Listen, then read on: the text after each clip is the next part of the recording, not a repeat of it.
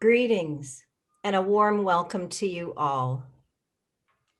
My name is Professor Karagozian, and it is my pleasure and privilege as the director of the Promise Armenian Institute at UCLA to welcome you to our third distinguished lecture of this academic year, to be delivered today by Dr. Ronald Grigor Suny on the subject of what does a small nation know, Armenians and the wages of nationalism, with discussion commentary provided by Dr. Sossie Kasbarian.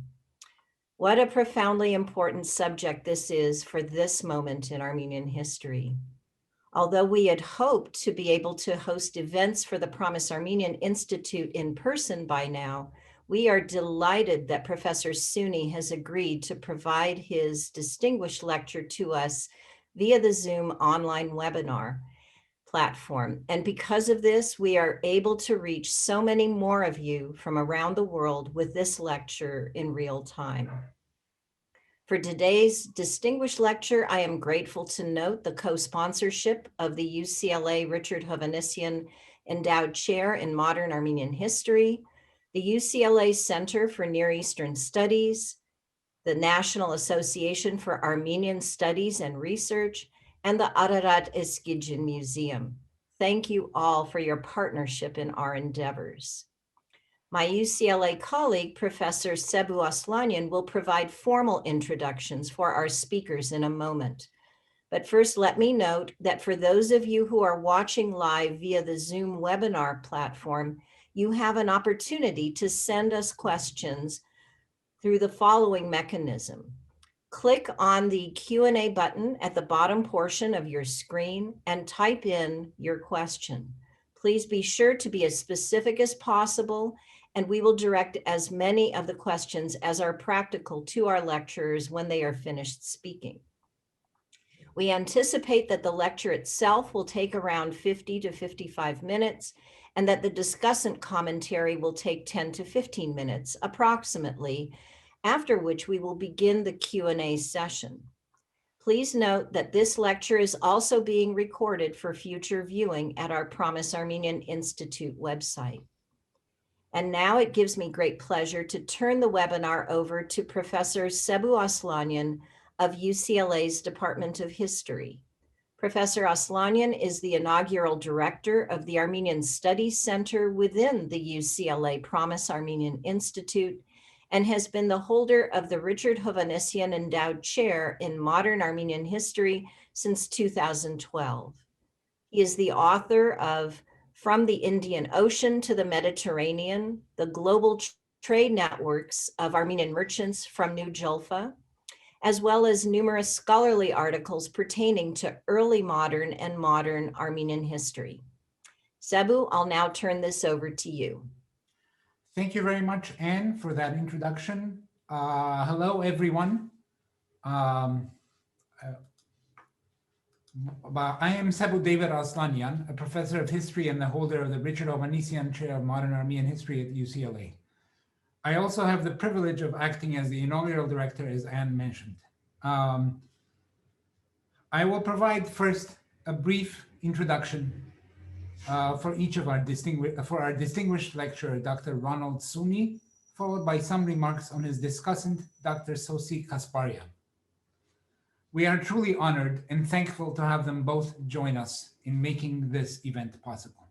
After my introductions, Dr. Suny will deliver his talk for roughly an hour or less than an hour, and then Dr. Kasbarian will follow up with a discussion session with a series of illuminating comments.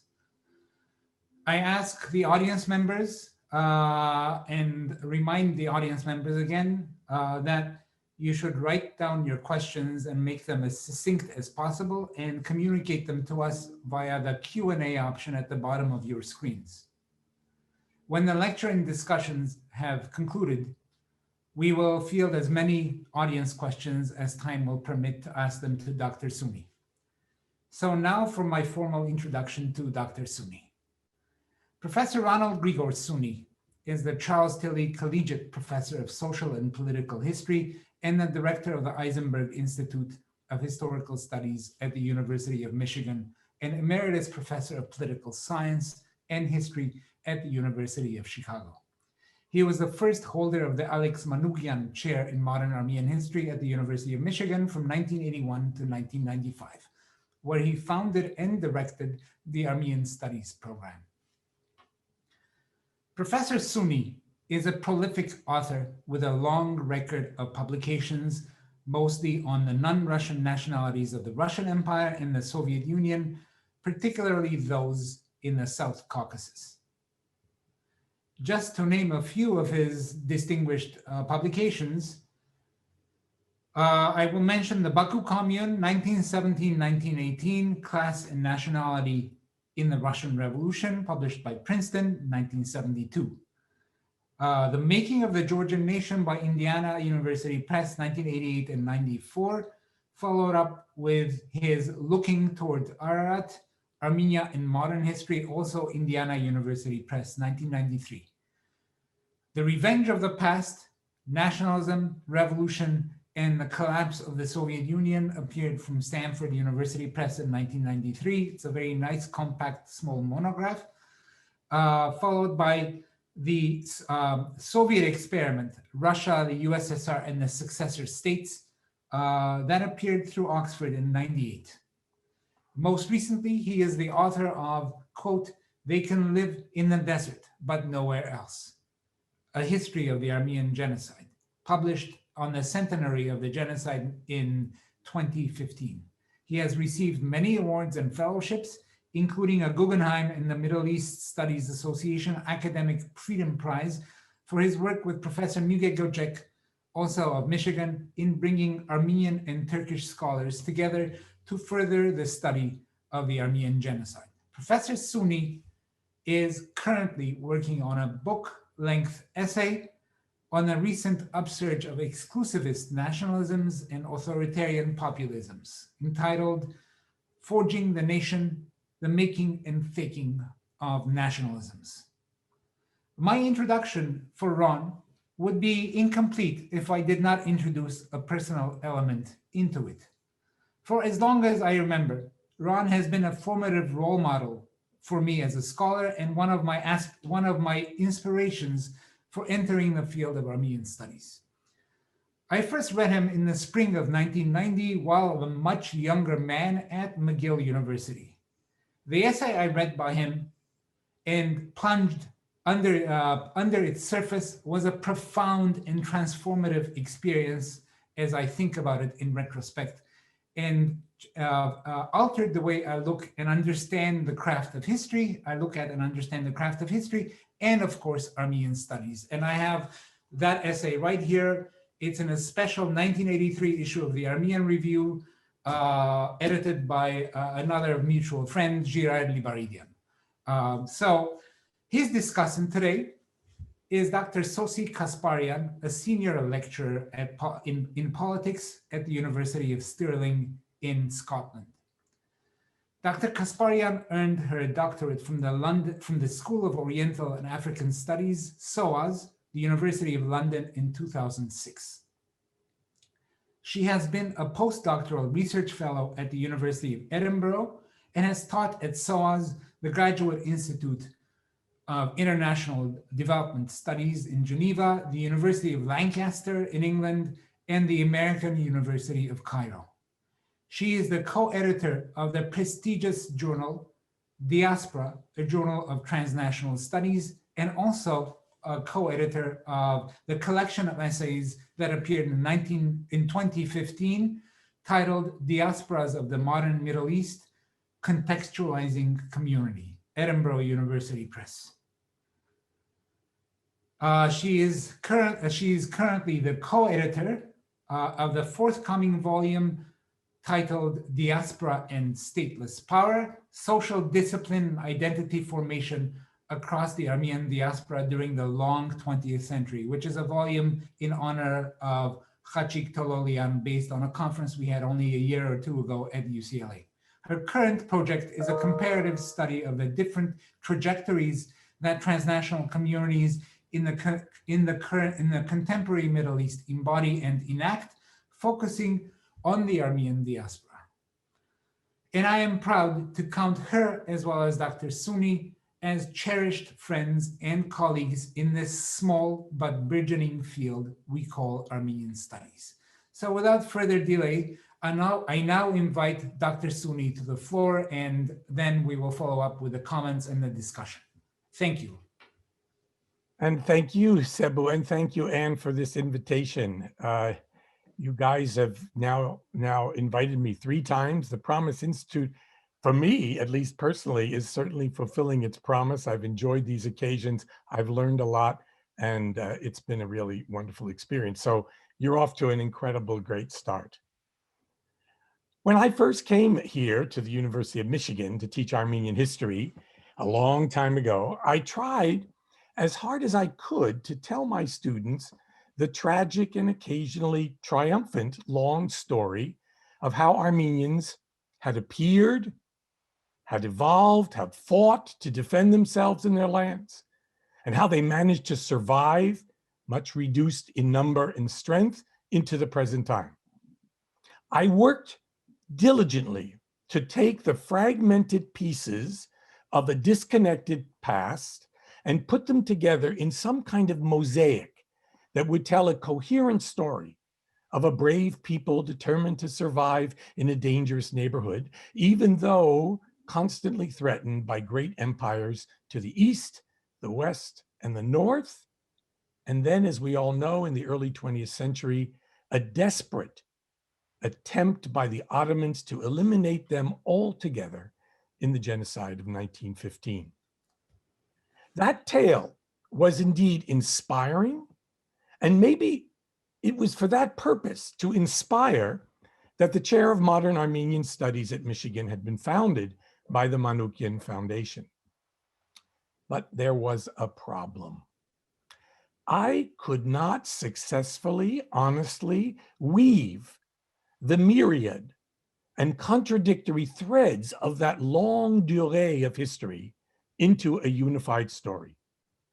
What I was actually finding as I pursued the existing scholarship and my own research was not a tale of a single people who over many centuries had fought the good fight to maintain their identity, integrity, and homeland, but a much more complex, and I would say much more interesting story of disparate and often desperate attempts to survive by contending groups in alliance with others, of efforts by clerics and intellectuals to create a collective identity for Armenians.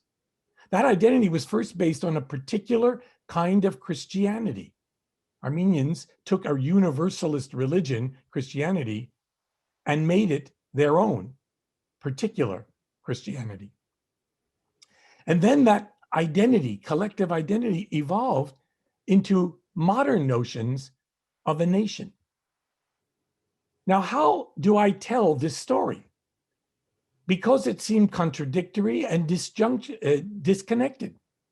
But it was thought by many to be continuous, organic.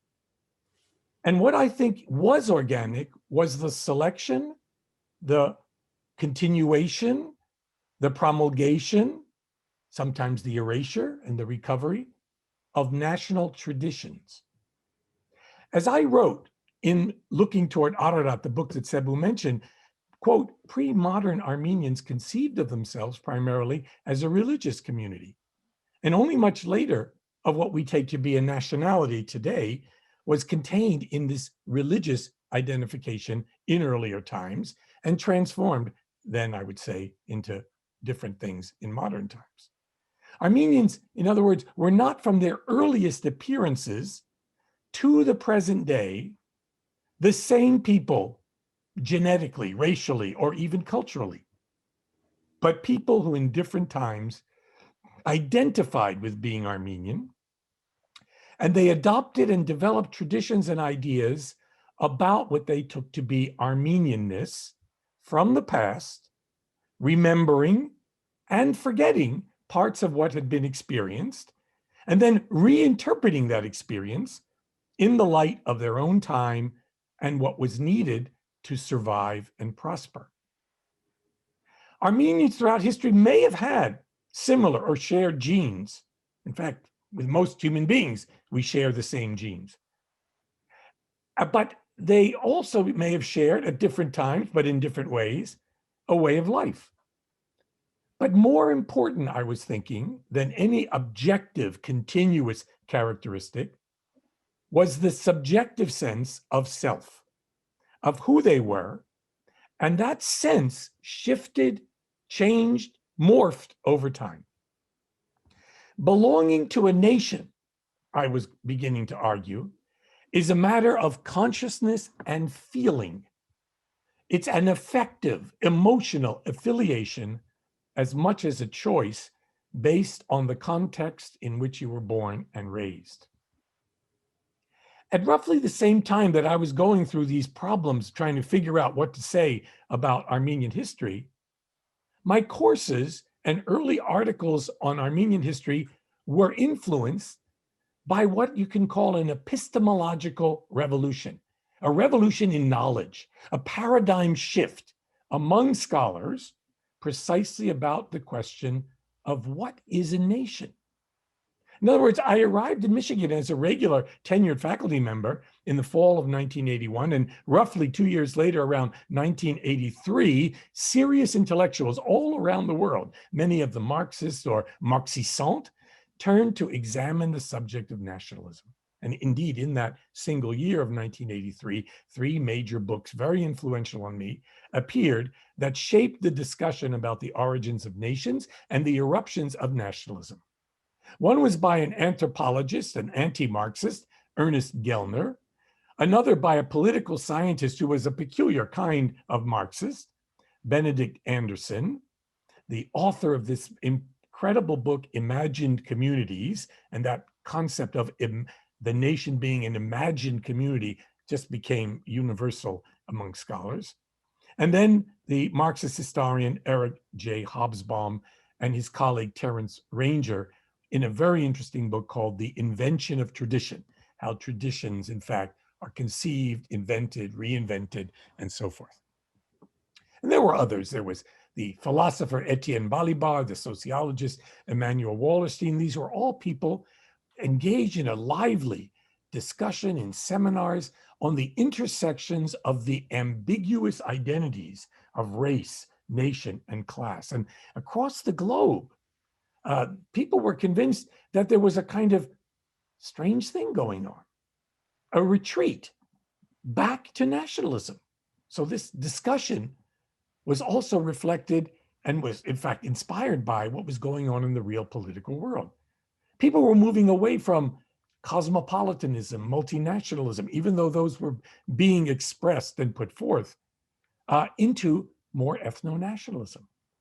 There was in the late 80s and early 90s the resurgence of the right, the Front National in France.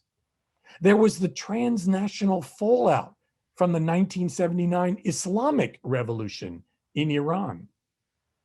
And there was a turn in the United States and Great Britain toward what would become a sustained neoliberal assault on the welfare state.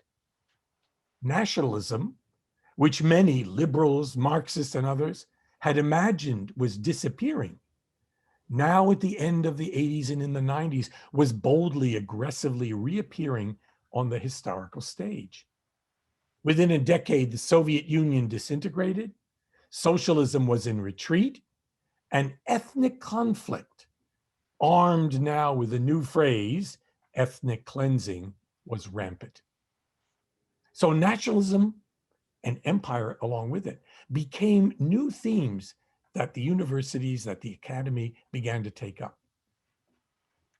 Now, the first thing I want to say about nationalism as a subject and as a movement is that it is a radical simplification of stubborn historical complexity. The great thinking, a breakthrough in thinking about the nation that I mentioned in the early 1980s entailed its denaturalization and its radical historicization. Those are 2 important concepts to me: denaturalization and radical historicization. Denaturalization meant that the nation was no longer a natural, organic, always existing phenomenon, but that it had been radically, by these scholars and others, historicized, placed in the flow of history. The nation was a product of human activity, of human beings in time and place, creating a new way of imagining political and cultural communities. The modernist writers, Marxist and non-Marxist alike, established a social history of nationalism that increasingly insisted on bringing human beings into the story, politics and agency. From a more essentialist view of the nation as a real thing, given, objective, natural, and perhaps even primordial, going back to primitive times in origins, a significant body of scholarship now argued that nations were humanly engineered political communities, relatively modern in their origins, the products of hard intellectual and political work by activists and intellectuals, politicians, poets, historians, statesmen, and women. Rather than simply the modern manifestation of communities of descent or blood, as many ethno-nationalists would have it, modern nationalities and nations were seen, in again Benedict Anderson's widely employed phrase, as imagined communities, based on subjectively experienced allegiances and identities. Ernest Gellner succinctly defined the subject for many social scientists who followed and wrote the following, quote, "Nationalism is primarily a political principle which holds that the political and the national unit should be congruent," unquote. That is, nationalists desire that the political unit, mainly meaning the state, and the national, that is the imagined community, which is usually imagined as and identified with an ethnic or civic culture, they should go together, they should be congruent. This was a modern phenomenon, confidently proclaimed the constructivist modernist scholars who emphasized the nation's modern fabrication. And it was widely thought that if we could get this architecture right and get culture, ethnicity together with state and make one ethnicity have one state and every state have one ethnicity, or as near as we can get to it, we would have harmony in the world. Of course, in order to achieve that utopian goal, what would you have to do is probably forcibly assimilate people, or ethnically cleanse them, or carry out genocide. For the next quarter century, the dominant paradigm then in the study of nationalism contended that nations are human rather than natural constructs, that the claims of nationalists to primordial origins of their nation, organic continuity, and an essentially harmonious, relatively consistent makeup of their constituent peoples were spurious, and that the nation state is a quintessentially modern political formation. This constructivist, as it was called, or modernist perspective, grounded nation formation in maybe capitalism, as the Marxists did, or industrialization, as Ernst Gellner did, or the breakdown of transnational religious and dynastic realms, and the introduction of print capitalism, as Benedict Anderson did, and with the vigorous interventions of intellectuals and state makers, as the Czech Marxist Miroslav Hroch did. A discipline, history, that had been complicit in the very invention of national narratives and myths was now opened up to a new generation of scholars who challenged these sacralized constructions of the nation's past. The scholarly achievements of this turn toward constructivism were enormous.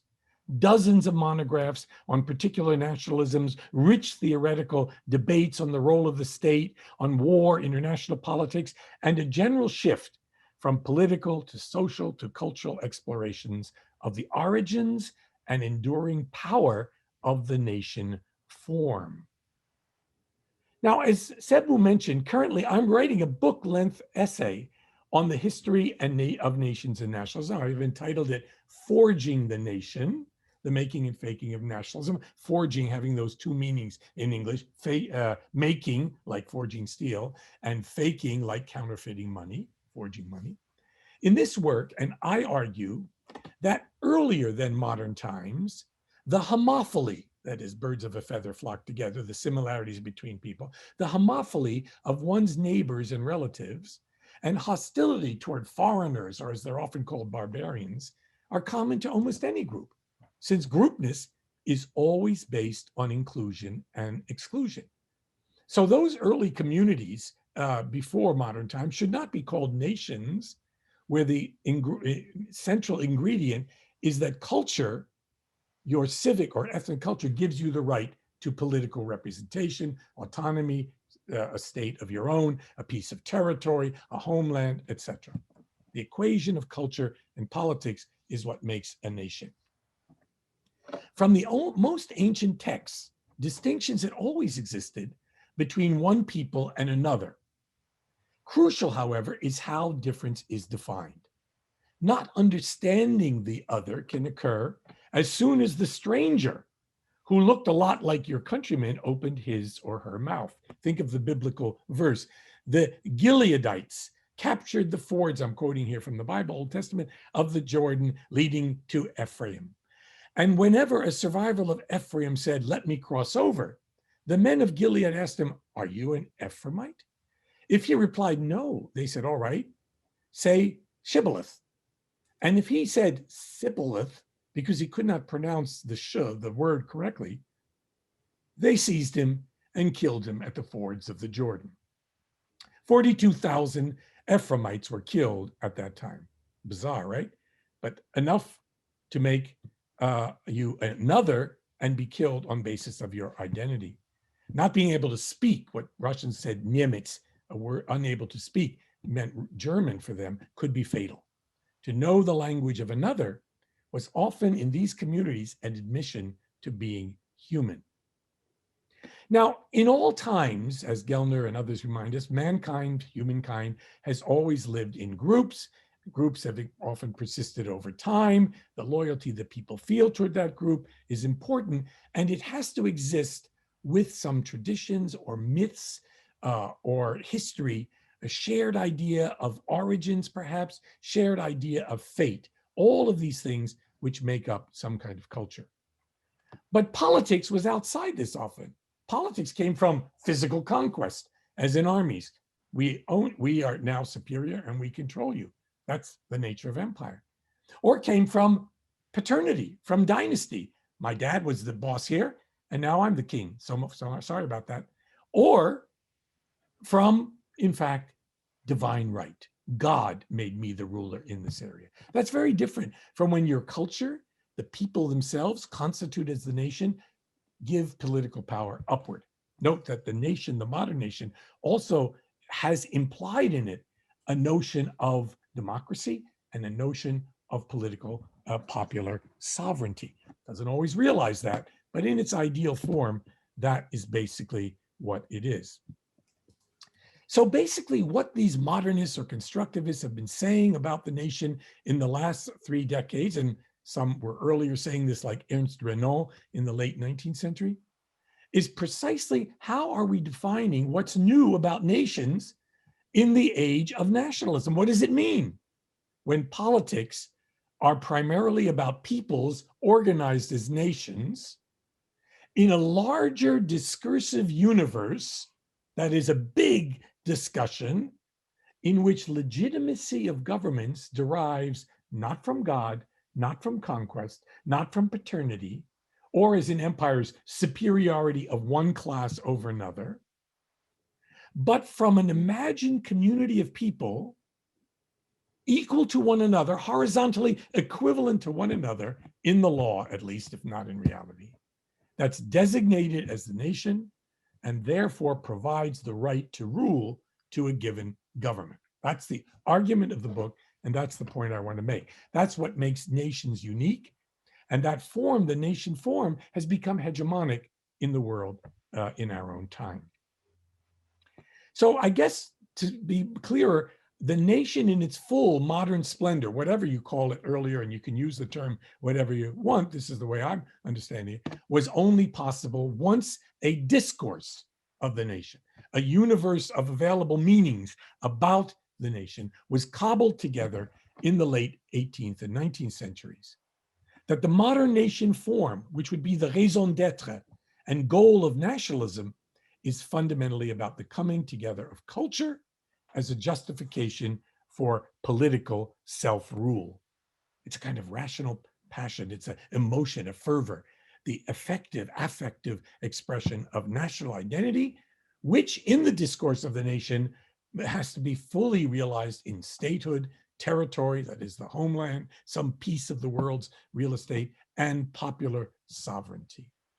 So I wrote this earlier, but it fits here, quote, whatever Greeks in the classical period or Armenians in the 5th century were, however they thought about themselves, they could not be nations in the same sense that they would be in the age of nationalism. The discourses of politics in earlier times must be understood and respected in their own particularity and not submerged in understandings yet to come, unquote.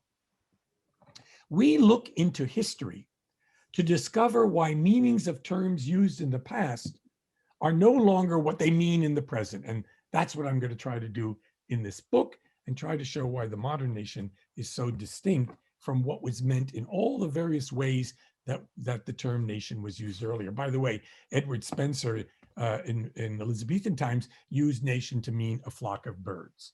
It often meant a group of students from a foreign land. It could be used in all ways.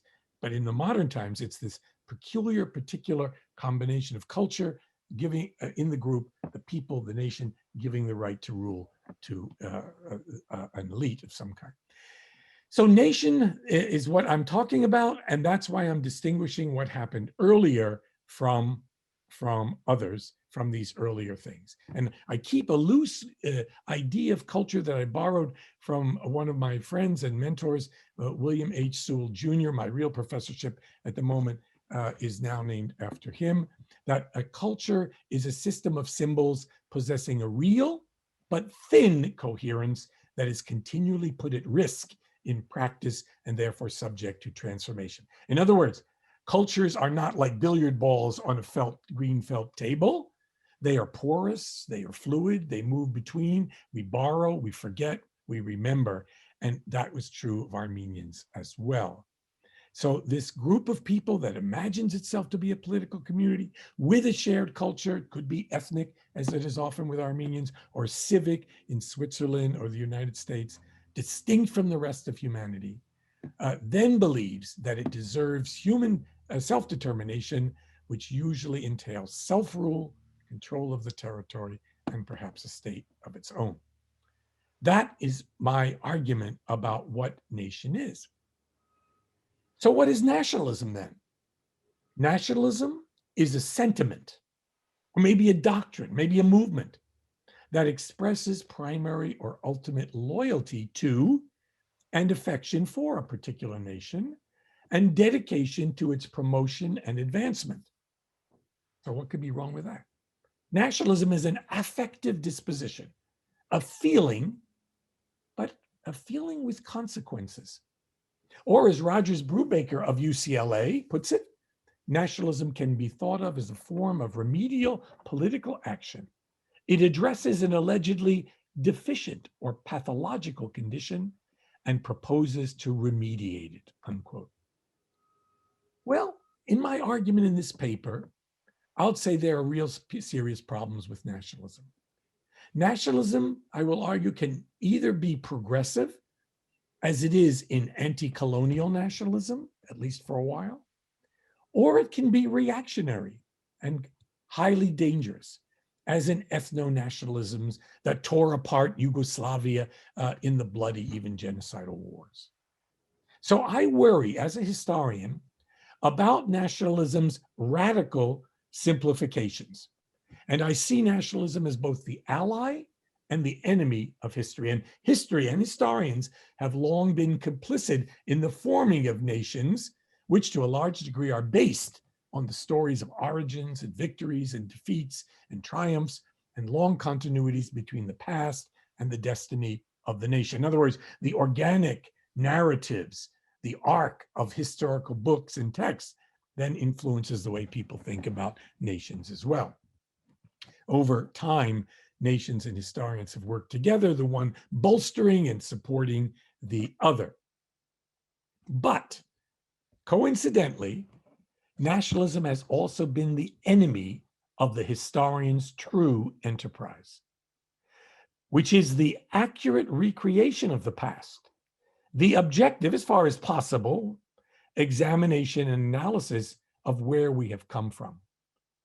After more than a century writing narratives in the frame of the nation, often with barely suppressed nationalist impulses, historians have begun to look beyond such an approach and consider international, transnational, and global lenses to shake up unquestioned assumptions about, well, what constituted history. And here at UCLA, you have such a global vision in a historian that is in our own Sebouh Aslanian.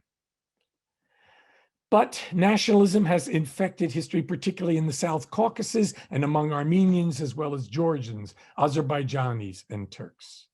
Nationalism has a fatal quality, ability to make you confident that your views are correct, that your cause is just, that the others are enemies out to destroy you, that you must remain on guard against those across the border or even inside the academy who are questioning your right to the land you live on or where your ancestors lived or what makes you genuinely whatever you are. I myself have had the honor of being called many times by such nationalists, Davajan, hain in Turkish, that is traitor. History must be written, say the nationalists, to reinforce the claims of the nation, not to question them. And good scholarly critical history doesn't do that. History is by its nature a subversive science. It undermines unquestioned assumptions. It raises new questions. It brings new material to the story. Good history unsettles you. Trigger warning. And it is a job, that is its job, to unsettle you. Its purpose is to question, to criticize. It makes you question what you have simply thought was common sense. Nationalism does the opposite. As I mentioned, it simplifies what's in fact far more complex, murky, and contradictory. It covers over as it manufactures usable pasts, comfortable myths about your history that allow you to go on. Let me turn now to the story of the Armenians themselves, because in their millennial history, Armenians were far more affected not by nationalism, not by an idea of the nation, but by the structures, the conflicts, and the competition of something different from nations and nation states, from empires. Empires, these multinational structures in which some people who considered themselves superior ruled over those they considered inferior. At times, Armenians had such empires, as under Tigran the Great, but usually in most of their history, they were identified and lived within empires, and Armenians through their history had contradictory identifications with those empires, sometimes resisting, sometimes accommodating them to them.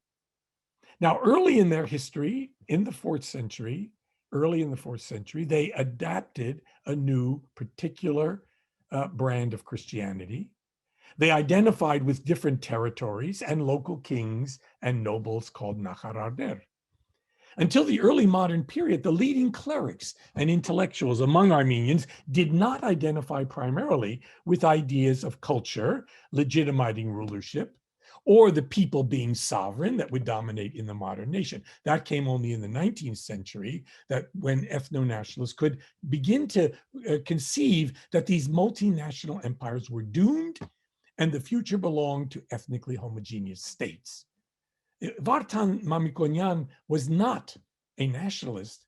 He was a defender of Christianity and of a particular brand of Christianity. A history of Armenian nationalism, he would be borrowed later by nationalists, right? And the story would be told in a more national story. A history of Armenian nationalism then begins with the understanding of the nation in the 19th century rather than in the distant past. And it comes from borrowing ideas already emerging in Europe, and these Armenian nationalists rejected steadily the multilingual cosmopolitanism of empires, fearing that the loss of a primary national language was national death. And how many times have you been told, Armenians, by your grandmas or your moms or your dads, that if you forget Armenians or don't struggle to learn Armenian, you will destroy the nation? Rather than acquiescing in the imperial mixing of peoples, the nationalists began to draw Armenians away from the ethnically and religiously diverse world and conceived of a world made up of opposing national communities separated by unbridgeable gulfs. That's a quote. The organization of schools by nationalists was in part an effort to institutionalize and promote ethno-national differences between the peoples of the empire. Of course, it was also about creating organic intellectuals of the nation, the promoters of national ideals, and to modernize a backward and traditional people. These nationalists were, by their efforts, noble as they may have been in their own conception and in our own understanding, were in fact the subverters of the multinational empires, a kind of time bomb at the bottom of the empire. Now, a second point I would want to make about Armenians, besides being people in empires, sometimes imperialist, sometimes colonized, is that Armenians were a mobile people. They moved around. They established communities from India to Amsterdam, as Sebouh knows better than anyone. Many assimilated into the dominant population, notably those who emigrated to Poland and Eastern Europe and converted to Catholicism. Those who remained in Anatolia and the Caucasus, the Armenians of Persia, Russia, and the Ottoman empires, were a conquered people, many of whom assimilated and lost their Armenianness, and those who remained Armenian were those who refused to accept a foreign religion. But they lost their control of their homelands in the late Middle Ages, and the last kingdom of Cilicia, already in the hands of a Frankish family, the Lusignans, was closed down in 1375 by the Mamluks. So Armenians were people brutally colonized by a variety of invaders and settlers to become a minority in their own Hayrenik, their own fatherland. And you can hear this in the laments. They understood that they were subordinate to imperial overlords, and either through acculturation, preservation, emigration, or just making do, part of them maintained some form of Armenian identity, though that would change and develop over time. Many others blended into the dominant population, converting to Islam or whatever, and losing what distinguished them for centuries as Armenians, their allegiance to the Apostolic Church. So as we come into what was called the age of nationalism in the 19th century, first of all, I would dispute that term. This is really the age of empires, and empires are going to go on. The great age of empires in the end of the 19th century, the scramble for Africa, and empires will continue to exist right until after World War II, when the real decolonization takes place.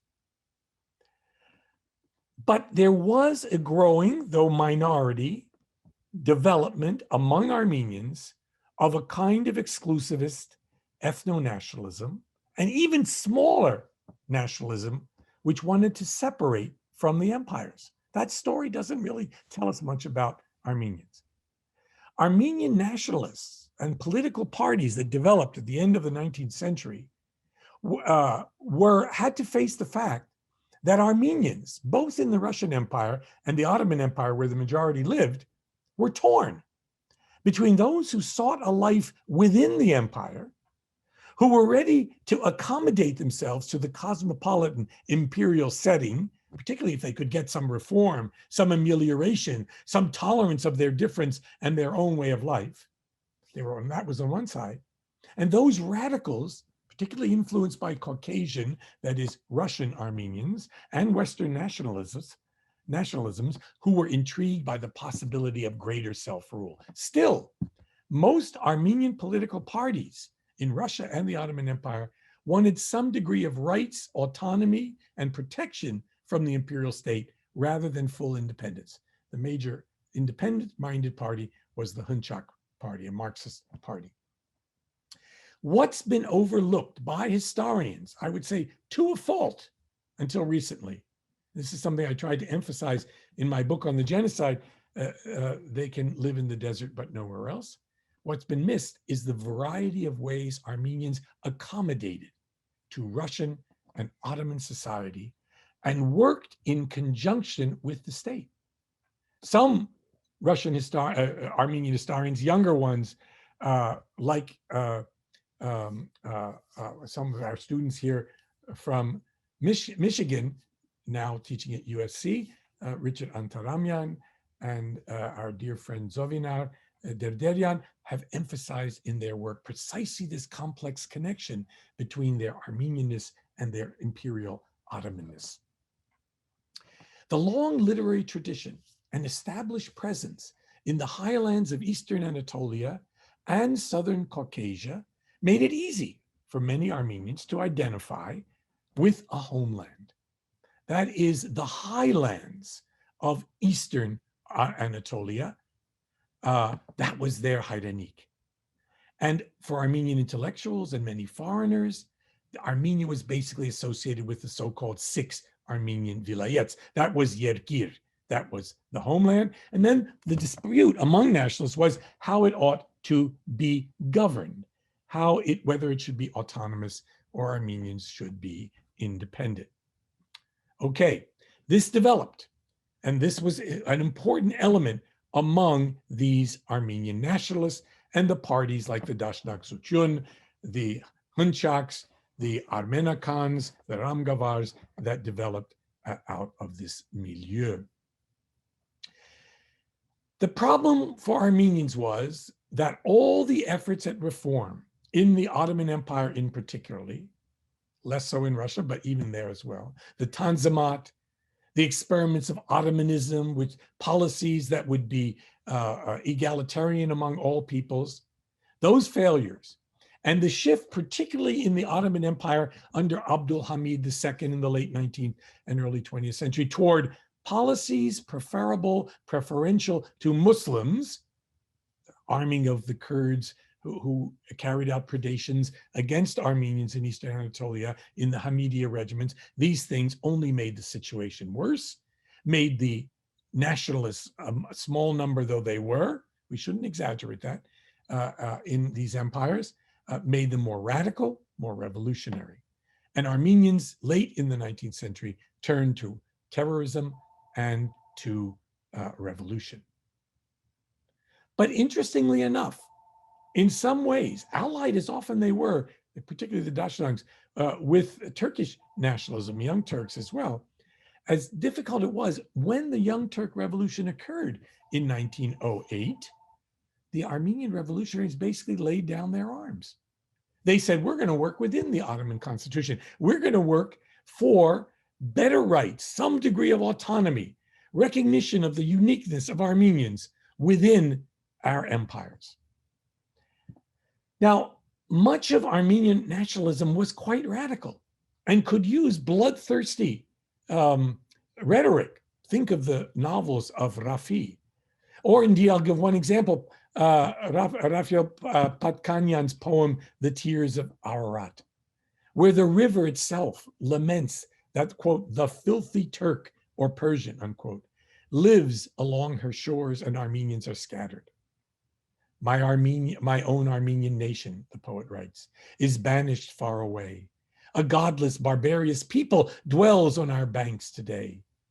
He's urging, in other words, his fellow Armenians to march forth, to battle without fear. This is not Donald Trump. This is Raphael Patkanyan. And if the worst befalls us, facing the foe like men, win back in death our glory and sleep in silence then, unquote.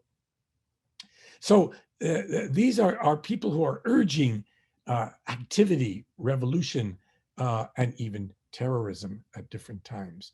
And there was a response in kind from the empire. In other words, a vicious circle of Ottoman repression, Armenian resistance, and then more repression on top, ultimately genocide itself. In that nationalist imaginary, in the way these nationalists and others thought about themselves, it has to be remembered that Armenians thought of themselves as superior to Turks and Kurds, and Christianity as superior to Islam. At the same time, the Muslims in the empire were beginning to resent the successes of the Armenians. The Armenians' varied successes to be the bankers, the head of the mint, the principal architect of the Sultan, only created more anger, fear, and resentment toward the Armenians that would eventually generate in pogroms, in riots, in massacres, and eventually in genocide. So this is a kind of difficult and hard circle to talk about in great detail. And I do try to explain it very well in my book, They Can Live in the Desert, but Nowhere Else. But take for a moment the idea that the two sides fed on each other. Armenians were, of course, victims. They were more powerless. There was no equivalency of agency between the rulers and the Muslims and the Armenians, the Assyrians, the Greeks, or the Jews in that empire. And resistance, often organized by nationalists, was, of course, something, in a funny way, noble and respectable, and something that almost was inevitable that they would engage in, at least up to 1908. And they again showed in 1908 that they were willing to work with the Turks, with the Ottomans, if in fact, the reforms had been carried out. They were not. One more thing should be mentioned, and that is that by the end of the 19th century and the beginning of the 20th century, for all kinds of social, political, cultural, and intellectual reasons, Turkish attitudes towards Armenians were hardening, were becoming more hostile, and vice versa. Armenian attitudes also were becoming to a point that it became more and more difficult for many of them to imagine some kind of accommodation with the Turks. And yet, most Armenians, the Armenian church in the Ottoman Empire, many intellectuals, people like Grigor Zorab, a major member of the Ottoman parliament after 1908, were still trying to find ways to live within their homeland, which was, in one sense, the Ottoman Empire. Interestingly enough, both turn-of-the-century Armenian and Turkic nationalist rhetoric depicted their own people as victims of degeneration, degradation, and humiliation. Both Turkish and Armenian nationalism made the case for the protection, the preservation, and advancement of their own people. The word Turk, at the turn of the 20th century, was not something that you'd be proud of. It meant a bumpkin, a countryman, a low figure. And Turkic nationalists began to make Turk into a proud national designation. Turkish nationalism came after Armenian nationalism. And Turkish nationalism, the word Turk meant vulgar or wild, kaba, ve yabani, is something that wasn't respectful. And that began to generate and would only accelerate in the 20th century. Determined to save their empire, the Young Turk government, particularly the radicals, Talat Pasha and Enver Pasha, who seized power along with Cemal in January 1913, those radical Young Turks, deeply influenced now by these harbingers of Turkic nationalism, thought now and feared the radical disintegration of their state. They suffered the losses in the Balkan Wars. They lost lots of their homeland. Refugees were coming into Anatolia, and they began to conceive increasingly of Christians, particularly Armenians and Greeks, as enemies, as hostile internal enemies that had to be dealt with in some radical way. The most radical, one of the most radical of Turkish nationalism himself actually occurred, Ziya Gökalp, wrote, "The people is like a garden. We were supposed to be its gardeners, First, the bad shoots are to be cut, and then the scion is to be grafted. And of course, these Christians, particularly Armenians, were the weeds that this gardener would have to cut down. The Young Turks started as Ottomanists, and then over time they became national imperialists, or if you prefer, imperial nationalists, prepared to take the most desperate and drastic measures to homogenize their state while promoting some peoples over others. I make a big case in my book to argue that this is still not a nation state like the Kemalist state. It is an empire, but a more Muslim, a more Turkic, a more nationalized empire. In my understanding, the genocide of 1915 was neither religiously motivated nor a struggle between contending nationalisms, each though those were influences there, but rather the pathological response of desperate leaders like Talat and Enver, who sought security for their people against the people that they had now constructed into enemies and driven into radical opposition to the regime under which they had lived for centuries. In other words, the Young Turks drove and murdered some of their own subjects, their own people, in the genocide. Nationalism of a particular kind on both sides had hardened attitudes of hostility toward the other and undermined the discourses that sustained empire or allowed for a more tolerant egalitarian solution.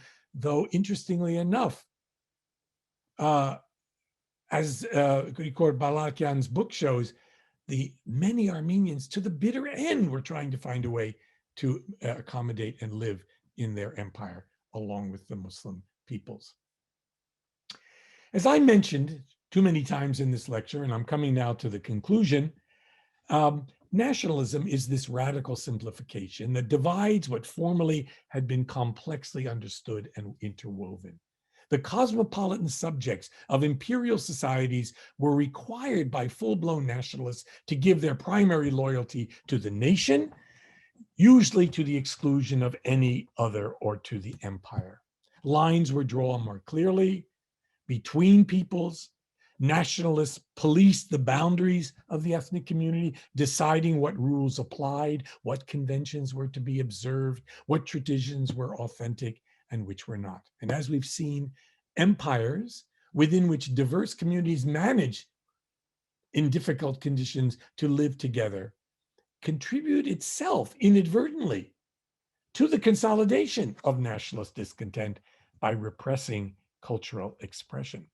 An unintentional collaboration between imperial overlords and nationalist oppositionists reinforced the defining lines of difference that made conflict and violence more likely and cosmopolitan coexistence increasingly more difficult. The overly capacious term nationalism, which has been promiscuously used to explain almost anything, needs to be contained and understood in a more precise way. There are both benefits and costs of nationalism, and it's important and necessary to disaggregate, to separate different forms of nationalist vision. Various imagined national communities overlap, competed, and succeed one another in the roughly 100 years from Tanzimat, the Ottomanist reform, to the Kemalist Republic. In late Ottoman history, the efforts of Ottomanist reformers to form an Ottoman national community of relative egalitarianism, that might be called a form of ecumenical or civic nationalism. But that effort has to be contrasted with what its successor, Sultan Abdul Hamid, did to link Kurds and Turks together in a new national Islamic nationality.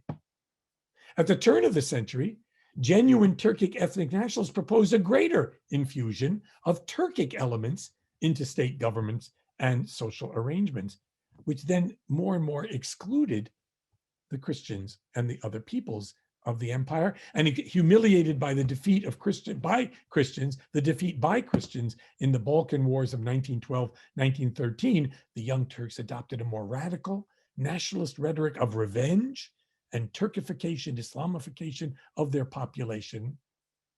yet all the time trying to maintain a multinational empire that would include the Arab Middle East, parts of the Caucasus, which they hoped to conquer, etc. They're also different. And here's another way Turks imagine their nationality. The Kemalists adopted after World War I a form of organic integral ethnic nationalism based on European models to forge through state action from the top down a homogeneous Turkish nation that had not existed in that way before, stretching from Rumelia, Edirne, through Anatolia to the borders of Persia. I also would argue that the choice of genocide was not inevitable. It didn't necessarily flow out of the young Turk vision of a Herren folk dominant by one nationality empire, dominated by the Turks. Ultimately, genocide is a choice. That kind of extreme radical politics of trying to achieve absolute securitization, that's something that the young Turks brought upon themselves, destroying Armenians. They did it by their own choice, in their own bizarre, pathological, perverse, affective disposition of creating Armenians as an external enemy within their country. What I'm arguing here is that nationalism can serve positively at times to create a coherent, motivated, mobilizable group striving for liberation from colonial oppression. And Armenian nationalism was that in the Dashnak Sutyun, in the Hınçak Party, and others. But it can also serve to create an imperial mentality that justifies and excuses the oppression of a favored group over another.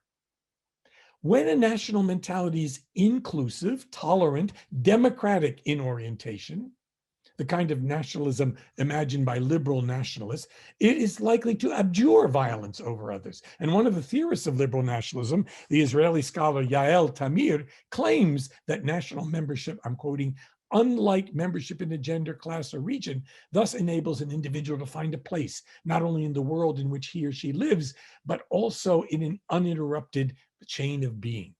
Nationhood promotes fraternity, both among fellow members and across generations. It endows human action with meaning that endures over time, thus carrying a promise of immortality, unquote. That's great. Not all Israelis, of course, believe in that kind of fraternal and harmonious view and can, in fact, engage in repression and occupation of Palestinians. When they work, nations must feel like a community with powerful subjective identifications of individuals with the whole. Nations are always not felt as free individual choices, as Margaret Canavan writes, but experienced as a destiny. And it's powerful. It's probably the most powerful modern identity we have. And nations work most powerfully precisely when people are unaware that they've made choices to be part of the nation and they feel they're acting in accordance with some natural order, primordialism. The constructed nature of the nation, thus, by most people, is suppressed, and the nation becomes, in the popular imagination, a product not of history, but of nature. Calculation is suppressed, feelings are heightened. What nationalism creates, writes Stuart Kaufman, is in some sense a religion. For the nationalist, the nation is God, a jealous God, to whom one pays homage, venerating its temples, monuments, relics, battle flags, and theology, including a mythical history, and receiving in return a sort of immortality as a participant in what is conceived as an eternal nation, unquote. Both the naturalness and the supernatural immortality of the nation are experienced within and because of the hegemonic power of what I've called the discourse of the nation, which justifies nationalism. As a young Armenian, born in assimilating America, I had heard, as many of you may have heard, all through my growing up, particularly from my grandparents and guardians of the community, about the importance of preserving ethnic culture. Unsure about what that entailed, I came to understand that within a culture, There are things that are simply unthinkable in terms of reason and morality. Rather than strictly bounded, harmonious within, and sharply marked off at the edges from the next culture, as I and Jeff Ely have written in a book called Becoming National, what looks from outside and from a distance as a bounded group appears, when you're in that culture, much more divided and contested at closer range. Culture, I want to say, is more often than not what people share. It's more often not what people share. Culture is more often not what people share, but what they choose to fight over, unquote. Are you really an Armenian? You don't know Armenian so well. How come you don't go to church? What kind of Armenian are you? The problem with nationalism is the choice. What kind of nationalism? Is it to be a liberal and tolerant nationalism based on love, empathy, inclusion, and pride? Or is it to be based on exclusion, a sense of superiority, and another kind of pride? Nations, as I've tried to show, have to be made. They are not simply given by God, nature, even history, language, or ethnic origins. So the real question for us is, how are they being made? How are they being imagined? What kind of Armenia do we want to live in? What kind of Armenians do we want to be? Thank you.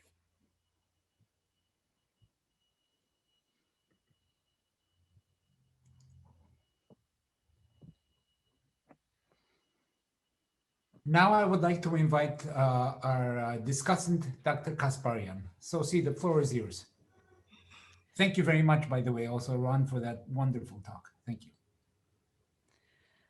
Thank you, Sebouh, and thank you to the Promise Institute for honoring me with this invitation. And my thanks to Professor Suny for this wonderfully rich and thought-provoking talk and the longer paper to which I'll address my comments. So I was struck as I read your paper, as I am when I read good history, by the parallels with the present day. Indeed, many of the themes in your presentation resonate with present-day narratives and understandings. There is a sense of déjà vu, for example, when we hear of how Ottoman Armenians sought vainly for support from their disinterested European friends, and the lack of engagement by global civil society in the recent war in Artsakh. The increasing isolation of Armenians caught between the empires also resonated with the profound loneliness expressed by Armenians in the recent war. Viewing the war through the lens of the continuing unraveling of empires and its colonial legacies is also illuminating. Although the age of historic empires is over, imperialism is far from dead. For example, in the case of Turkey, projecting itself as a pan-Turkic, pan-Islamic power with a sphere of influence extending transnationally. Feelings of belonging and subscribing to a group are also, of course, claimed and shared beyond state boundaries, as in the case with ethnic diasporas, but also beyond national boundaries, when religion or other identities become the unifying feature. Like many, I was surprised by the level of popular and populist support that Turkey and Azerbaijan commanded far beyond their borders, from Pakistan to Nigeria, in social media messages of enthusiastic support for the war, founded on a perceived shared pan-Islamic identity, as well as a cult-like following of Erdogan. More broadly, the paper reminded me that nationalism and nationhood might be felt or experienced as instinctive and natural, and dare I say it, primordial, but are always directed by geopolitical, socioeconomic, and political realities, who your neighbors are and how they treat you, and perhaps more so for small nations. I wondered also whether small nations, as inherently lacking in power and influence, have always to comply or acquiesce, or risk being disciplined or humiliated by empires or hegemons. What then are the implications for nationalisms or nationalist projects of small nations? I really like this idea that nationalism is both ally and enemy of history. So on the one hand, you showed us how nationalism helps to construct a coherent national story, bind people together in meaningful ways, gives them a sense of belonging and so on. But on the other hand, nationalism also distorts and simplifies lived realities. I also really like this idea that good history unsettles you.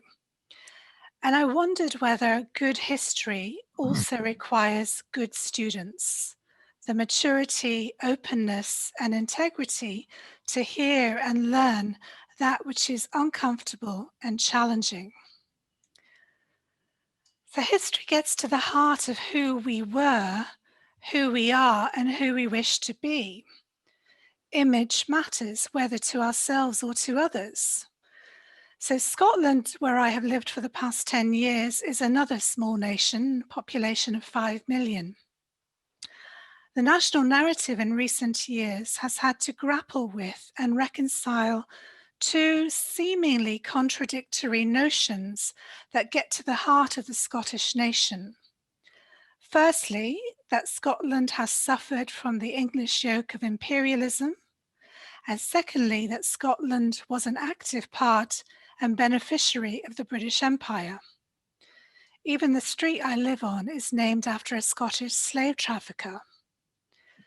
So the desire for Scottish independence has to accommodate both these pictures of the past, the anti-colonial progressive desire for self-governance and the less than glorious history of oppressing others and benefiting from their oppression.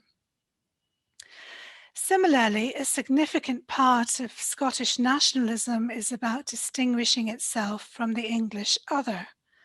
For example, Scotland as portrayed as pro-European, pro-migrant, social democratic, in contrast, portraying England as xenophobic, right-wing, regressive, and stuck in the past.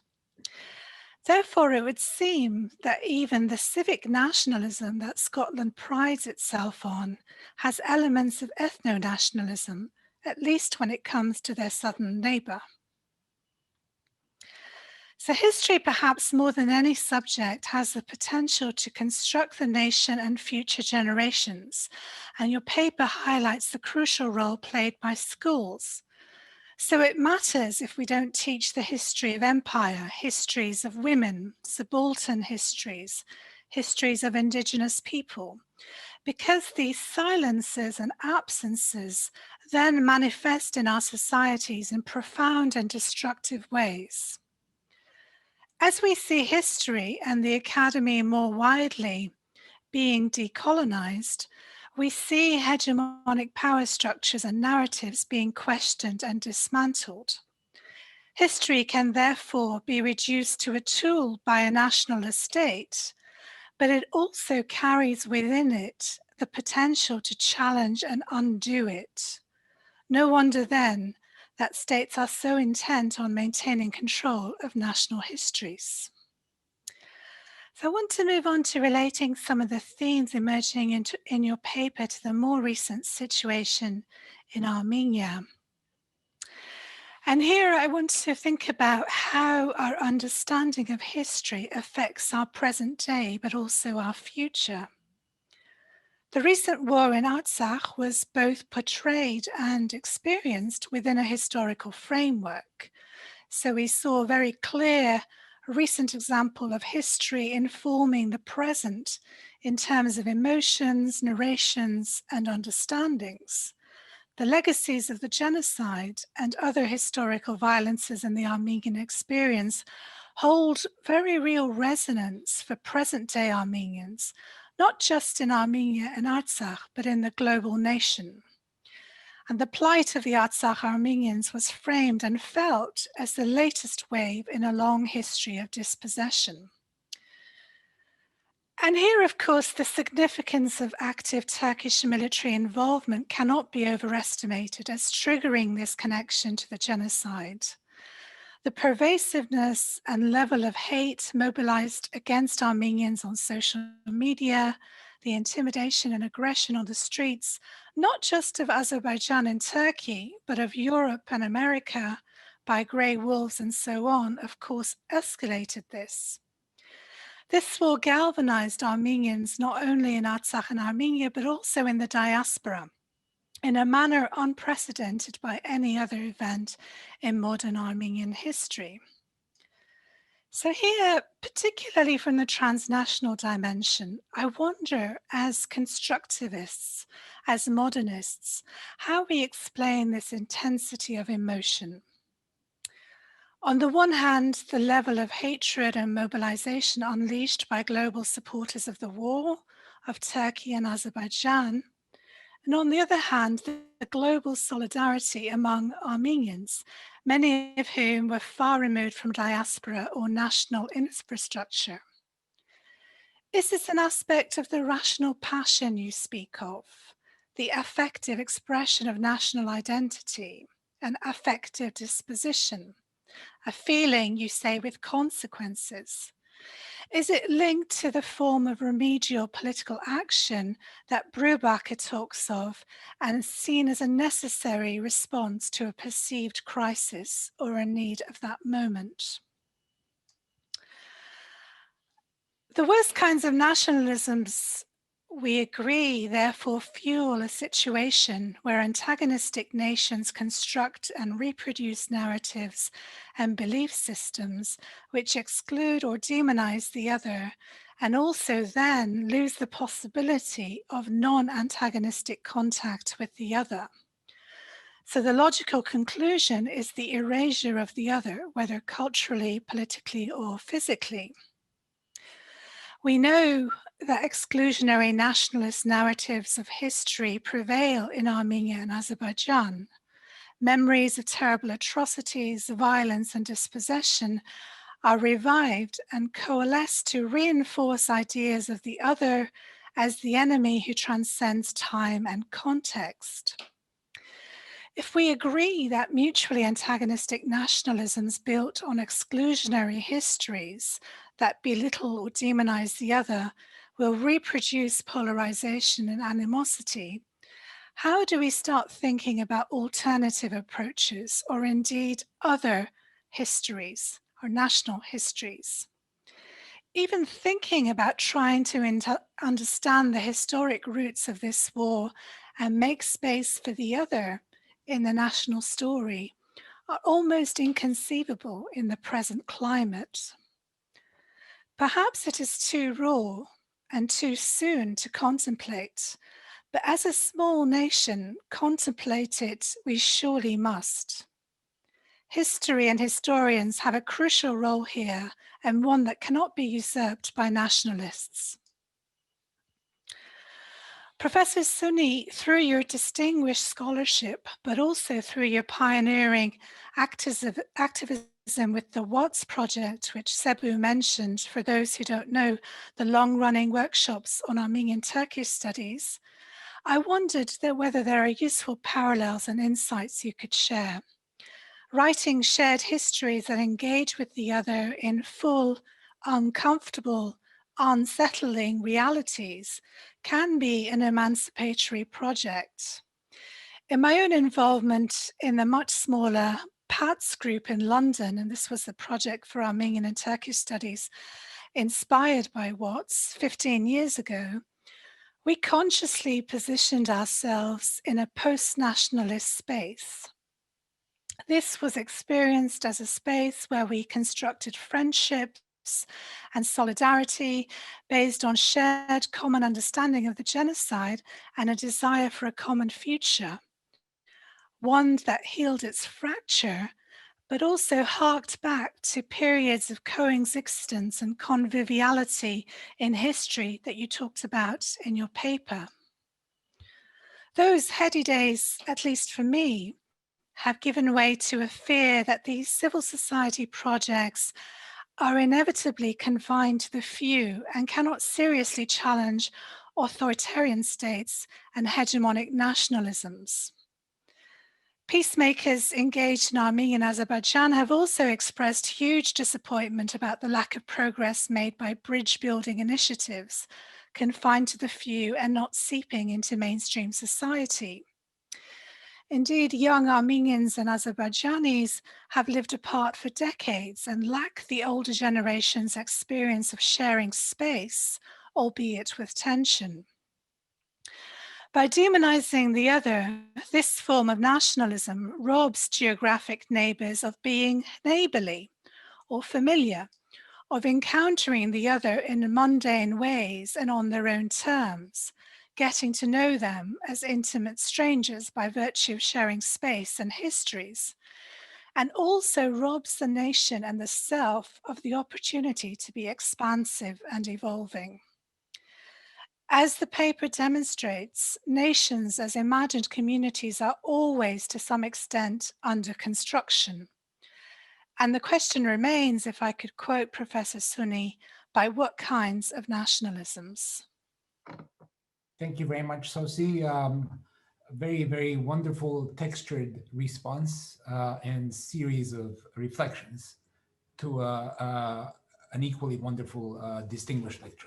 So I will let Ron respond to some of the issues that you raised, and then I have a couple of questions myself, and then we will launch into the question. Ron, would you like to tackle some of the questions that Sossie put out there for us? First, let me thank Sossie for those remarks, and I want Sossie to give the comments on all my future lectures and papers, if she would be so kind, because that was one of the best and most thoughtful responses, also generous. Now, I happen to know Sossie, and I know her character, and those who don't know her, it was reflected in the seriousness, the intellectual quality, and the generosity of what she did. That's a mark of good scholarship, and that's something we need more of. I remember once some years ago being brought by, actually by the Dashtag Sutyun to some meeting where I was castigated for some of the things I had been saying. And the first thing I said was, before Armenians can understand how to have conversations with Turks, Armenians need to learn to speak respectfully among themselves, right? And this is still a problem. So I want to thank you for that beautiful thing. You caught the absolute intentions and subtext of my talk. The resonance were deliberate. I didn't tackle the question of the moment of Karabakh and the defeat in that recent war, the hurt and suffering of Armenians, not only those who directly suffered in the Caucasus, but all over the world. But it's there, and it's a kind of attempt to warn. So the talk does, though it stops with the genocide, it does talk about the present day narratives, the exclusive nationalisms, the neglect of the great powers. Look at, I'm no enemy of Russia. I've spent my whole life studying it, but look how Russia acted in this war, how they sat on the sidelines and waited until the Armenians were almost totally crushed and then entered. Geopolitics, national self-interest, obviously overcome, as it often does in politics. Look at the impeachment trial going on right now. It goes beyond morality and so forth. So I am thinking about the current situation. Sossie asked very interestingly, what about the dilemma of small nations? And how does nationalism work for them? Well, nationalism, once it sort of was released, once this discourse of the nation occurred, suddenly even those small peoples who Marx and Engels called Geschichtlose Völker, that is historyless people, suddenly found they did have a history and that they existed. And everybody now is a nation, even the tiniest people, right? So now the cat is out of the bag. Pandora's box has been opened, and everyone can claim to be a nation and have rights and politics and even states of their own. And small islands in the Pacific also can become nations. So that's the story. There is a dilemma. Small nations not only know that they can disappear, but small nations know that their agency is limited, is restricted, and that they have to deal with the great powers, particularly in their neighborhood. Years ago, in a talk when the Soviet Union was collapsing, and Armenians invited me to Yerevan to give a talk, and they were so proud of their independence movement, they hadn't yet gotten independence. They said, "What do you think of this?" And I said, "I cannot imagine Armenia without Russia. We live in a dangerous neighborhood. And of the various powers there, we have to associate with them." It turns out Iran is one of the better supporters of Armenia because of its antagonism in this odd, bizarre way with Azerbaijan. Then Russia proved to be in this case. But there is no Armenia without Russia, sadly. Russia is the major arbiter in this area, and Armenia has had to accommodate itself to Russian great power. And it turned out in this war, which Armenians did not lose because of cowardice or not fighting hard enough, they lost because their drones were not as good as the Bayraktar drones of the Turks or the Israeli drones that the Azerbaijanis had. And so it was a technical defeat, a technical war, and all of that has to be understood. I very much like your analogy with Scotland and the way this Scottish people have, again, this kind of dilemma of how do they deal with England, which has in fact led to their prosperity. You know, the whole essay and view of Tom Nairn, why wasn't Scottish nationalism so strong in the 19th century, in the so-called age of nationalism? Because they weren't doing so badly with England. And then later it develops into what it is today. So one has to deal, small nations, and Scotland is bigger than Armenia, but small nations have to deal with these great powers and be realistic about what is possible. How do the constructivists explain the intensity of emotions, the emotions? I'm going to say a word that's only going to get me again thought of as Davajan, as a traitor, but it's my take on this recent situation. And in some ways, I share this with some of my colleagues like Gerard Lebarijan, but I won't speak for him. I'll talk about my own thing. When a country, small or large, wins a war, it then has the possibility of greater agency, of the greater possibility of acting in some way. The Armenians had that in 1994.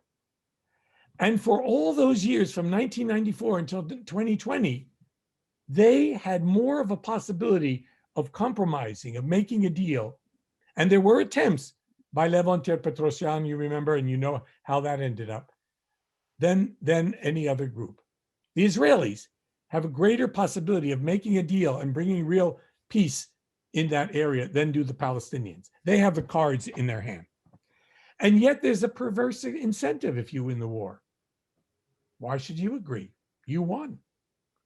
And Armenians, some Armenians at least, after 1994, and after the taking of those 7 districts in Azerbaijan, thought of themselves almost as an imperial power, almost as another Israel.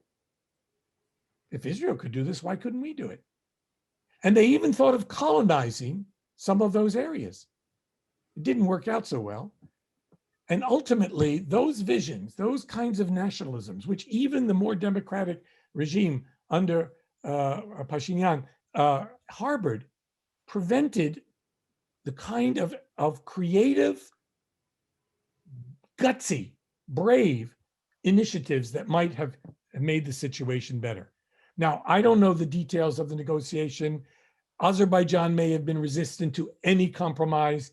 They had their own inabilities to act because they had generated and ginned up a kind of anti-Armenian nationalism. Azerbaijani nationalism, which was quite weak after the fall of the Soviet Union, was a reactive nationalism that fed on anti-Armenianism and the losses in the Karabakh War. So it makes it very difficult. Yet, because I'm a basically optimistic person, I think there were moments, there must have been moments in all of those years that there were possibilities of compromise. I remember going to Armenia and giving a talk on Caucasian cooperation, et cetera, and the periods when they lived together, and talking about compromise. And compromise was a dirty word. No one wanted compromise. It was anathema to even talk about it. So exclusivist nationalisms, exclusivist national histories, Azerbaijanis talk about Armenia, present day Armenia, post-Soviet Armenia, as Western Azerbaijan, right? So, there's a way in which it's going to be extraordinarily difficult in this moment. But Armenians can take some pride, and I'm going to end with this because there's so many good questions here, but I'll end with this. Armenians can take some pride. They are and were a democratic nation. Sadly, in this war, a repressive dictatorial state defeated a democratic state. Where indeed was the United States and others who claimed to defend democracy at that moment? Sadly for us, it was the Trump administration, and they could care less since they have allies like MBS in Saudi Arabia, the destroyer of Yemen and other places. So, we're in a kind of dilemma. The real world is cruel, and Armenia lives in a dangerous and difficult neighborhood.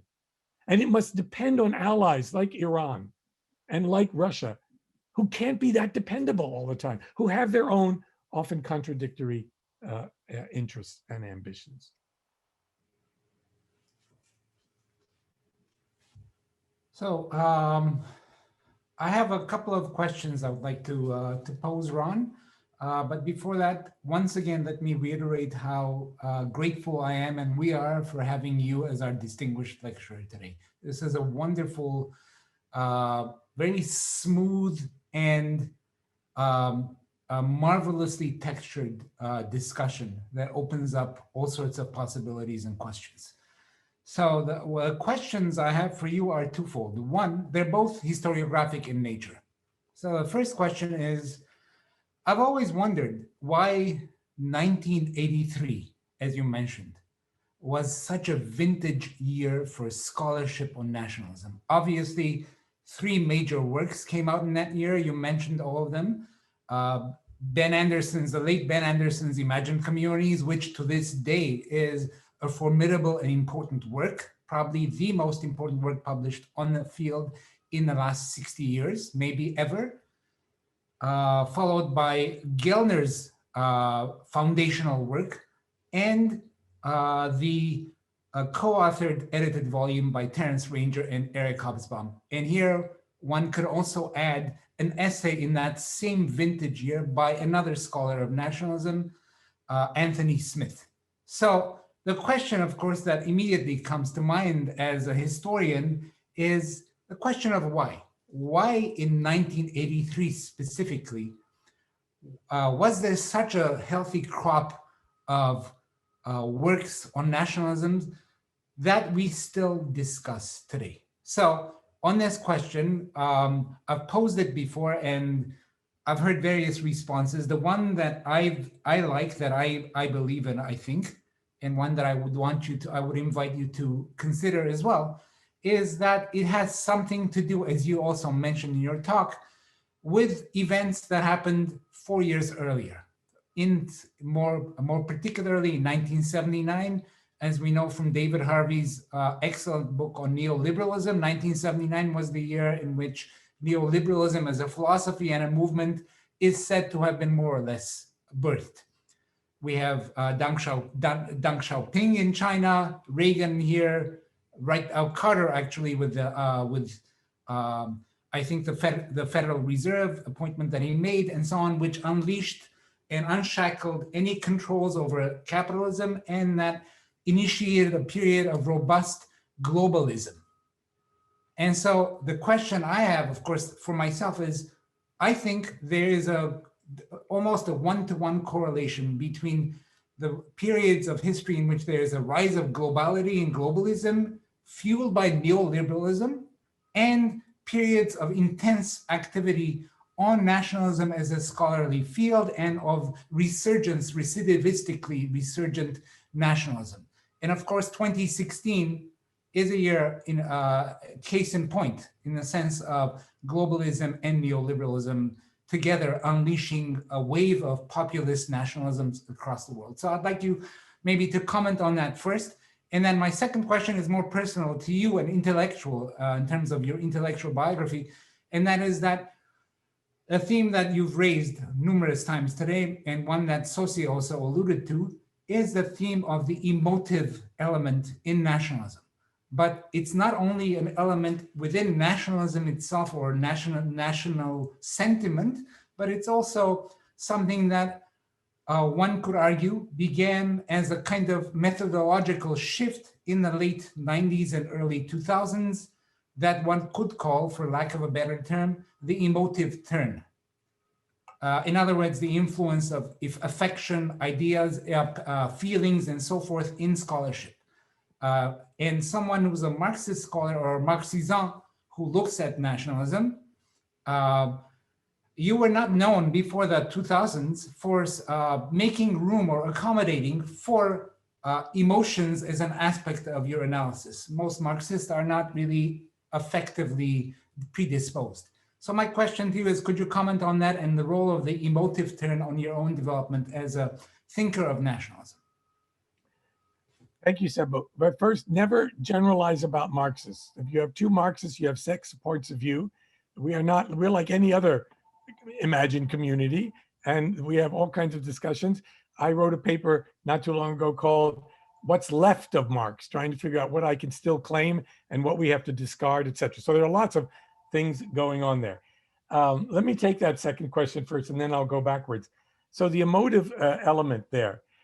My own evolution was the following. I was hired in the early 1990s, 1994, by the University of Chicago to teach in a political science department. I'm not a political scientist. I wasn't trained, but I couldn't resist the offer. It was a wonderful thing. I was kind of a superannuated graduate student. Off I went, and I learned that in American political science, the major explanatory method was rational choice theory. So political science wanted to be a science. They thought economics had found the rules, and therefore everything was, we're all rational actors. We're trying to maximize our utilities, and so forth and so on. And as I played with that and thought about it, and it's a very powerful theory, it's a reductive theory, it has to eliminate lots of the real world. I thought, wait a minute, what about the emotional or affective side? So I taught a course at Chicago, which is one of the glorious universities where everything is possible. They said, I taught a course on emotions in politics and began to investigate this. And roughly around that time, there was also this emotive turn in history. It's kind of foundered in a way. It's there, but not there. It's many rivulets rather than a mainstream thing. But that's how I got interested. Well, if you're going to talk about nationalism, then you have to talk about emotion, because it's all about the emotional language and the emotional effects and the movements which mobilize people by emotions, etc. So it seemed to me that was how I made that choice, and why ultimately I began to see the nation not as simply an imagined community, but as an affective community that's bound together through these emotional affiliations and ties. So that's that. Now, if I continued that to your other question, then you see the point is also that Benedict Anderson, when he wrote that book, he tells you why he wrote that book. He wrote that book because there was a problem among Marxists. Why were China and Vietnam, two Marxist states, two Marxist-Leninist states, fighting a war with each other? How come they couldn't find some kind of internationalist connection, right? And so he embarked on this book on nationalism. So he came from a very specific question. So 1979, yes, the move toward neoliberalism, Thatcherism, and Reaganism. Yes, 1979, suddenly the first conservative revolution, the revolution of the Ayatollahs, Iran. Something new is in the world. But that was a moment, of course, 1979, of the victory of the almost unquestioned rightness of globalization and neoliberalism. And so it's funny that in kind of dialectical contradiction, that interest in the academy would turn toward nationalism, since nationalism seemed to be, as Eric Hobsbawm wrote at the end of his book, you know, flying off into the Netherlands and not important. He had to change that in later editions, right? So there were a lot of things going on. The second wave of the interest in nationalism, and by the way, in empire, again dialectically, was in 1991 when we got rid of the last empire, the Soviet Union, right? So the empire disappears, and suddenly scholars who have nothing better than to do than look at what isn't around anymore began to study empire. And it was very fruitful. Actually, they were also looking in the study of empire for alternatives to the destructive nation states and ethnic cleansings that had taken place in the 1990s, right? So the scholarship in some ways on nationalism anticipates what will become a powerful wave of nationalism and ethnic conflict in the 1990s with the disappearance of the socialist alternatives and the victory of globalization and neoliberalism. That's about the best I can do on that. I hope that answers your question. Sure, yeah. The second edition of Anderson's book, by the way, which is a better edition, was published in '92, if I'm not mistaken. So not to reduce scholarship as a one-to-one correlate of political and other events, but there's something to be said there, I think. But thank you so much. So I will now invite Anne to pose some questions that we have received from the audience, and then I'll follow up from her. Great. Thank you so much, Sebouh. And my thanks as well to Ron and to Sossie for a fascinating lecture and discussion.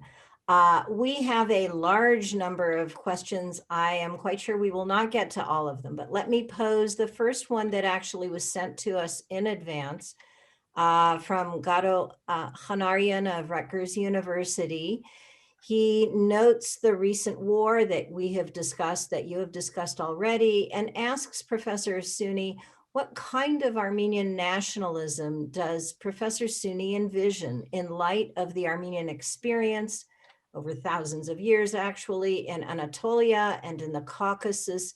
Can Armenians exist? Could they or we ever exist without land? Or are we destined to become like the Assyrians, Chaldeans, Yazidis, and so forth? Well, that's a wonderful question. Thank you, Garo.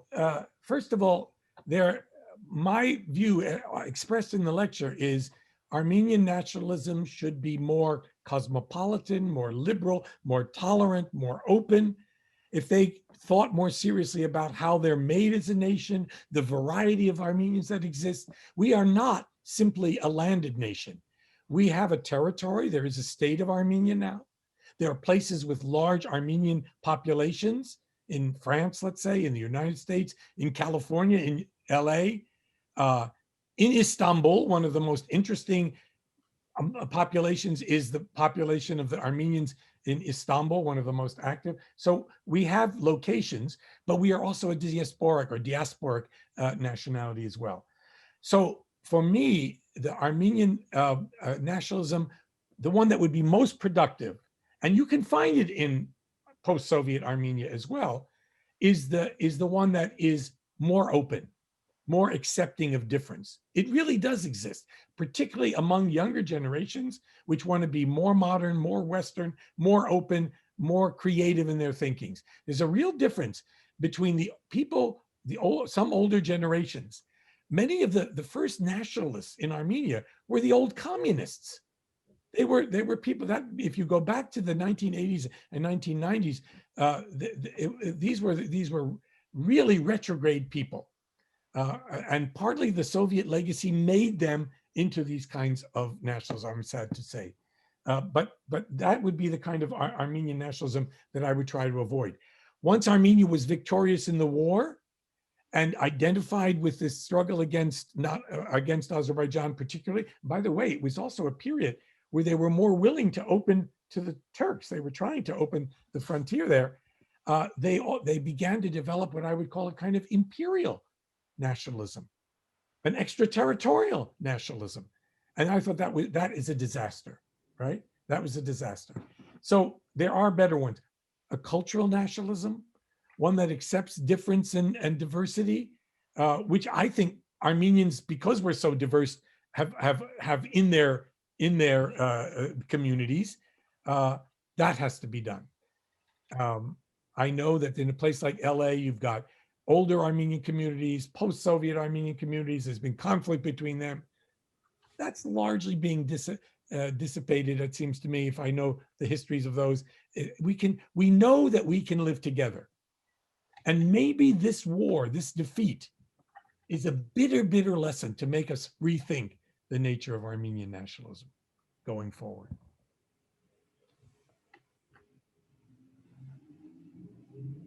Thank you. Thanks very much. Sebouh, do you have the next question?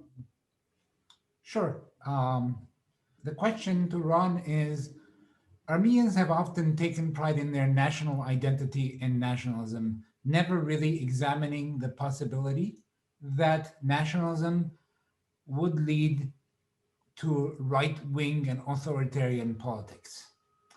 Do you think there is a right-wing reactionary element that is prevalent throughout Armenian culture in Armenia and the diaspora? A bit of a generalization, but I will let you tackle it. Yeah. So as someone on the left, however you define yourself, I've been against nationalisms in general because I've seen the harm of them. In my lecture today, I tried to show, and Sossie did this so beautifully in her remarks about Scotland, that you can't generalize that way. That nationalism is so capacious a term, so varied in its manifestations, that it can be progressive, anti-colonial, it can be culturally motivating, it can be liberal, and it can also be, as the questioner mentions, right-wing, exclusivist, white supremacist, racist. It can promote and exclude. And we've seen that in so many ethno-nationalisms, right? And we've seen that in Armenia. Why, I will insist again, I've done this in Yerevan itself. Why is there a statue in the center of Yerevan to a fascist, to Nijde, who worked with the Nazis, right? I mean, this is an abomination. Luckily, they kept the statue of Stepan Shahumyan, my hero, a good Bolshevik who suffered for his efforts. But there's also Nijde. In other words, that, what is it called? I forget the exact. Seragron nationalism does exist. I bet it's a minority view. I would say this one thing: whether they're nationalists or not nationalists, whether the idea of calling for the collapse and the resignation of the democratically elected government, even by the head of the church, is an abomination. We are a democracy. Armenia is a democracy. They suffered a defeat. The government had very little choice at the moment of defeat to do what it did. They may have made errors on the way to that war, but now you wait until elections and then go on.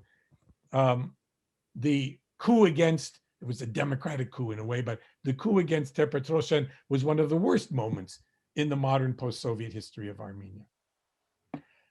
Armenia today, as a post-Soviet country, is a country that didn't necessarily have much aggressive imperialist nationalism because of the nature of the Soviet Union, which didn't permit such things. It was all about druzhba narodov, friendship of the peoples. But the Soviet experience, as I've written about, did produce a large national coherence and a nationalism. And ultimately, as it fell, and the new state was born in war, it took on a certain coloration. So one could examine how the nationalist currents of post-Soviet Armenia developed into what they are today. That's a historical project, not mine particularly, but that's something that we can also investigate. Thank you. Anne, you want to Yes, thank you. Ron, this question comes from Maher Maherian. In this current ultra-nationalist post-war society of Armenia today, how do we start a discussion about living in peace and coexisting with our neighbors? How do we get out of this endless cycle of seeking revenge and liberating historic Armenian territories? That is the most, thank you, Maher, for the most difficult and maybe impossible question. Historians like looking backwards, not forwards, but we look into the past to try to understand the present, and maybe from that database, the only one we have available, find out what are the possibilities, right? And there are possibilities. I would say the first thing, and I have no firm answer, is self-examination. Start questioning. How did this happen? Not blaming, but seriously, as historians and as political scientists, as economists or whatever, psychologists, let's look and see how we got into this situation, what might have been avoided, and then maybe people can begin to think of ways out. Armenia has greater strengths in many ways than Azerbaijan and then Turkey. Turkey is a state that is on its way to failure. I'll predict that. The economy is failing. The popularity of Erdogan is collapsing. And they use this war to beef themselves up, to boost themselves, but that's temporary. Azerbaijan is a repressive dictatorship which has now been resuscitated from its moribund state, not by oil money, which has kept it working all this time, but by a successful war and the generation of this new anti-Armenian nationalism to a fever pitch. How long will that be sustained? There are ways. Armenia is in some ways a healthy state in its own desperate weakness at the moment, because it is democratic, because civil society all through the years of the mafia that controlled it under Kocharyan and under his successor, Sarkisyan, under that mafia, civil society was bravely in existence and protested, kept the academies open, talked about things. Armenia is a much healthier society in the recent years, even in this defeated moment, though they're in despair at the moment, and I'm in despair at the moment, then Azerbaijan and then Turkey. We don't have hundreds of journalists in prison as those two countries do. Our future, in many ways, depends not only on Russia, but on the democratizing tendencies that are moribund now in Turkey and in Azerbaijan. They're crushed at the moment. The Kurdish movement, which is the most democratic movement, the HDP, the HDP party, is now largely in jail, its leaders in jail. But they're there. In Russia, there is a revival of the democratic resistance to Putin with the Navalny movement. How successful it'll be, we know that the Belarus one, which we might have talked about a few months ago, is largely now off the streets. But there's a movement in the world that always makes me, of young people, makes me happy. Burma at the moment, Myanmar, in Thailand, in Russia even at the moment, and elsewhere. So we've got to look for those things. And Armenia, I would say, I'm going to end with this here, for this question, is basically a healthy society that now should self-examine itself critically. Wonderful, thank you.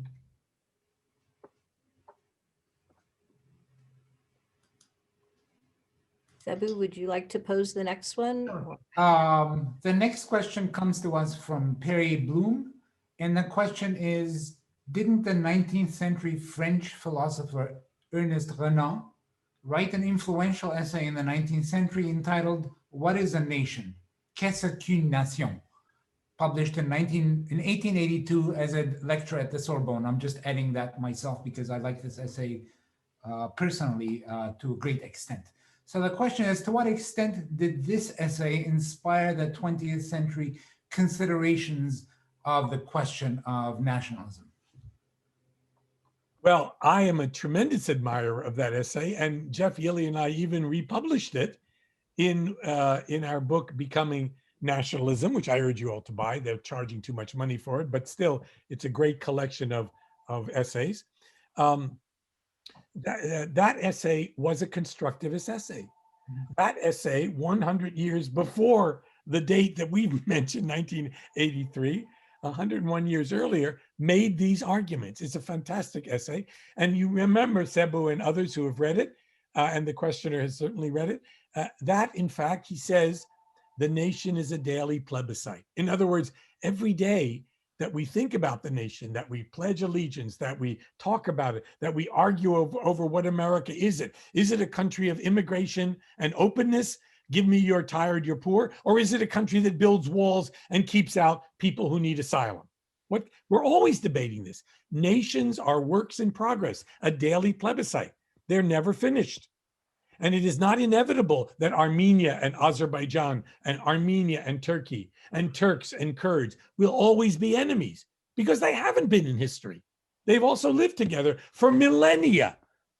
So these things are possible. The war in Karabakh is largely the product of the collapse of the Soviet Union and the way it collapsed and the aftermath. Oh, there were incidents before in 1918 with the collapse of the Tsarist Empire away, but none of that was inevitable. And the failure of the Soviet Union and Gorbachev to solve that problem within the shape of the Soviet Union, the framework of the Soviet Union, led not only contributed to the collapse of the Soviet Union and its disintegration, but to the aftermath, the legacy, which was this war, which goes on to the present time. And of course, the essay also mentions, Ron, as you know very well, that more than the glories of the past, it is the pain experienced in the past that defines a nation. And I think maybe that way, that could be an interesting opening to what kind of a nation we want to be. We want to be a nation that is not defined by the worst that has been given to us or dished out to us as recently as our keynote for our Karabakh conference mentioned. Right, So, and Sebouh, you remind me, what's the big phrase he says? He said, you have to forget. It's not only what you remember, but it's what you forget. The French don't remember the St. Bartholomew's Day massacre. They do actually, but they're supposed to forget it because there are hard parts in your history that you don't want to remember, that where you yourself carried out aggressions, and so forth. So, okay, unfortunately for historians, our job is to dig at those wounds and show us that, look, nobody's perfect. There are no saints and devils in this world. We're all black and white. Some have committed really horrible things like genocides, and others have suffered as victims. That's true. Let's not make false equivalents. But no one is completely innocent. We're all actors in history, and we can all remember and create histories that tell us good things and ways out of problems, and others that will get us into problems. sure thing. Anne, you want to take the next? Yes. This question comes from Hachik Karagozian. This question pertains to collectivity and collective identity. What makes an identity consistently collective throughout history for a given people? More specifically, what made the Armenian identity collective throughout history? I think you alluded a bit to this earlier in your talk. Right. So nation, just like the earlier ethno-national communities or whatever, are collective identities. And the nation, I'm arguing, is a specific kind of one where culture gives you the right to politics. And it's a modern one in that full sense. Not that there aren't precocious examples one way or another, or in Sebouh's work, that confessionalism in the early modern period gave you a kind of collective identity and so forth.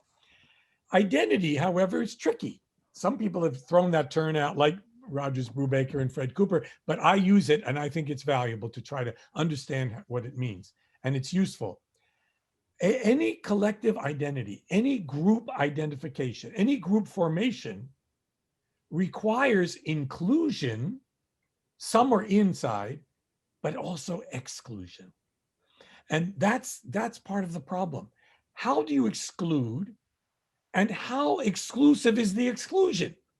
Or is it possible that the borders of the inside and the outside are more fluid, porous, and accepting of the other?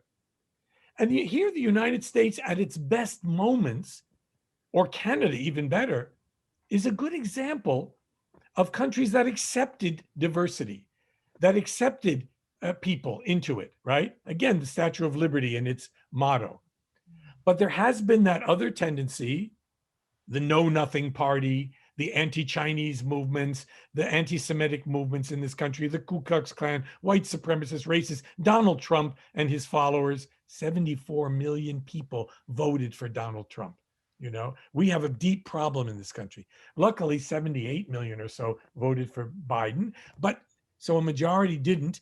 But still, that's a lot of exclusionary feeling, an almost undemocratic feeling that has to some way be reflected. So group collectivity is important, but the real thing is, how are they imagining that collectivity? On the basis of a church, on the basis of a confession, on the basis of national culture, on the basis of a more inclusive or exclusive opening or fluidity of borders. That's what's important. And Anderson says this, it's the style in which you imagine your community that's important. All communities are imagined. So I'd like to correct the historical record. I believe 80 to 82 million voted against.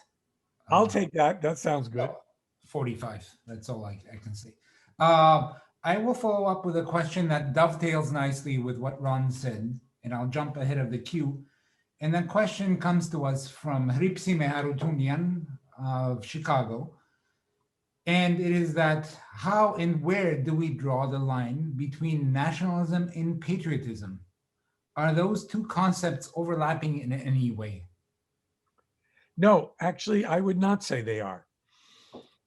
Now, nationalism and patriotism has meant different things, but there's a wonderful book by a Princeton political philosopher named Maurizio Viroli, Viroli. And Viroli makes an argument that I use in my book. It's a wonderful argument. Patriotism is about love for the patria, the homeland, the people, the nation, if you will, whatever. But it means when the patria, when the homeland, when the people are doing the right thing, when they are good Republicans, when they are good Democrats, when they are virtuous. And you find this even in somebody like Machiavelli. The nationalist, in Viroli's understanding, I will simplify, maybe he wouldn't accept this, is my country right or wrong? You know, that's a nationalist. A patriot is my country when it's right, and I'll work to make it right. So that's one understanding. Now, there are other ways you can define patriotism.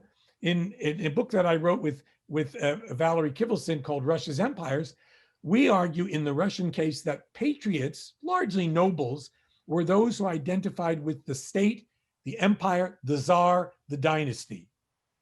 And later nationalists were ones who began to move toward a notion that we identify with the people, the narod, the peasantry. So there are a variety of different ways this can be used in historiography, but I like that Viroli one. Patriots are my country when it's right, or I'm going to work hard to make it right, whereas nationalists are more my country right or wrong. One can, of course, also say that patriotism is based on love of one's own nation and patria and people, whereas nationalism is based on the hatred of the alterity, of the others. So right. One is based on love, the other one is based on, one is positive, one is negative. I think you can use it all kinds of ways. I remember many years ago in the 1960s, I'm older than you think, in the 1960s, sitting in the Marxism-Leninism Institute in Yerevan in good Soviet times. And they were having a discussion and they allowed me to come in. And it was on Azga Serutyun and Hayrena Serutyun. And one was called patriotism, or I'm translating it as patriotism, Hayrena Serutyun, and the other was nationalism, Azga Serutyun, love for your nation, right? And this was important because under Marxism, Leninism in the Soviet Union, you could be a patriot, but you couldn't be a nationalist. And oi, what a discussion. They couldn't get these things together. It didn't make sense. All kinds of things were thrown in the mix. It was so interesting to see that they were seriously trying to debate that. So there are all kinds of ways the terms can be used. So thank you. And can I ask the next one, and then we can switch back? I think because it dovetails. Right ahead. Go right ahead. Well. And it's a question from Flora Uyghurs. And the question is, if hating Armenians is part of how Azeris and Turks feel and identify themselves, what are the chances of peace among Azeri, Turks, and Armenians? Very good question. There is nothing natural, organic, or genetic about Azerbaijanis or Turks hating Armenians. But at a certain moment, under certain conditions, under certain leaderships for their own political purposes to maintain their power, those leaders like Aliyev, Ilham Aliyev, or Erdogan will use anti-Armenianism to solidify them in moments of potential weakness. Now, I have spent a long time, and Sossie mentioned WATS, the Workshop on Armenian Turkish Scholarship. When we started that around the year 1999, 2000, it was hard to get Armenians to come to talk to Turks.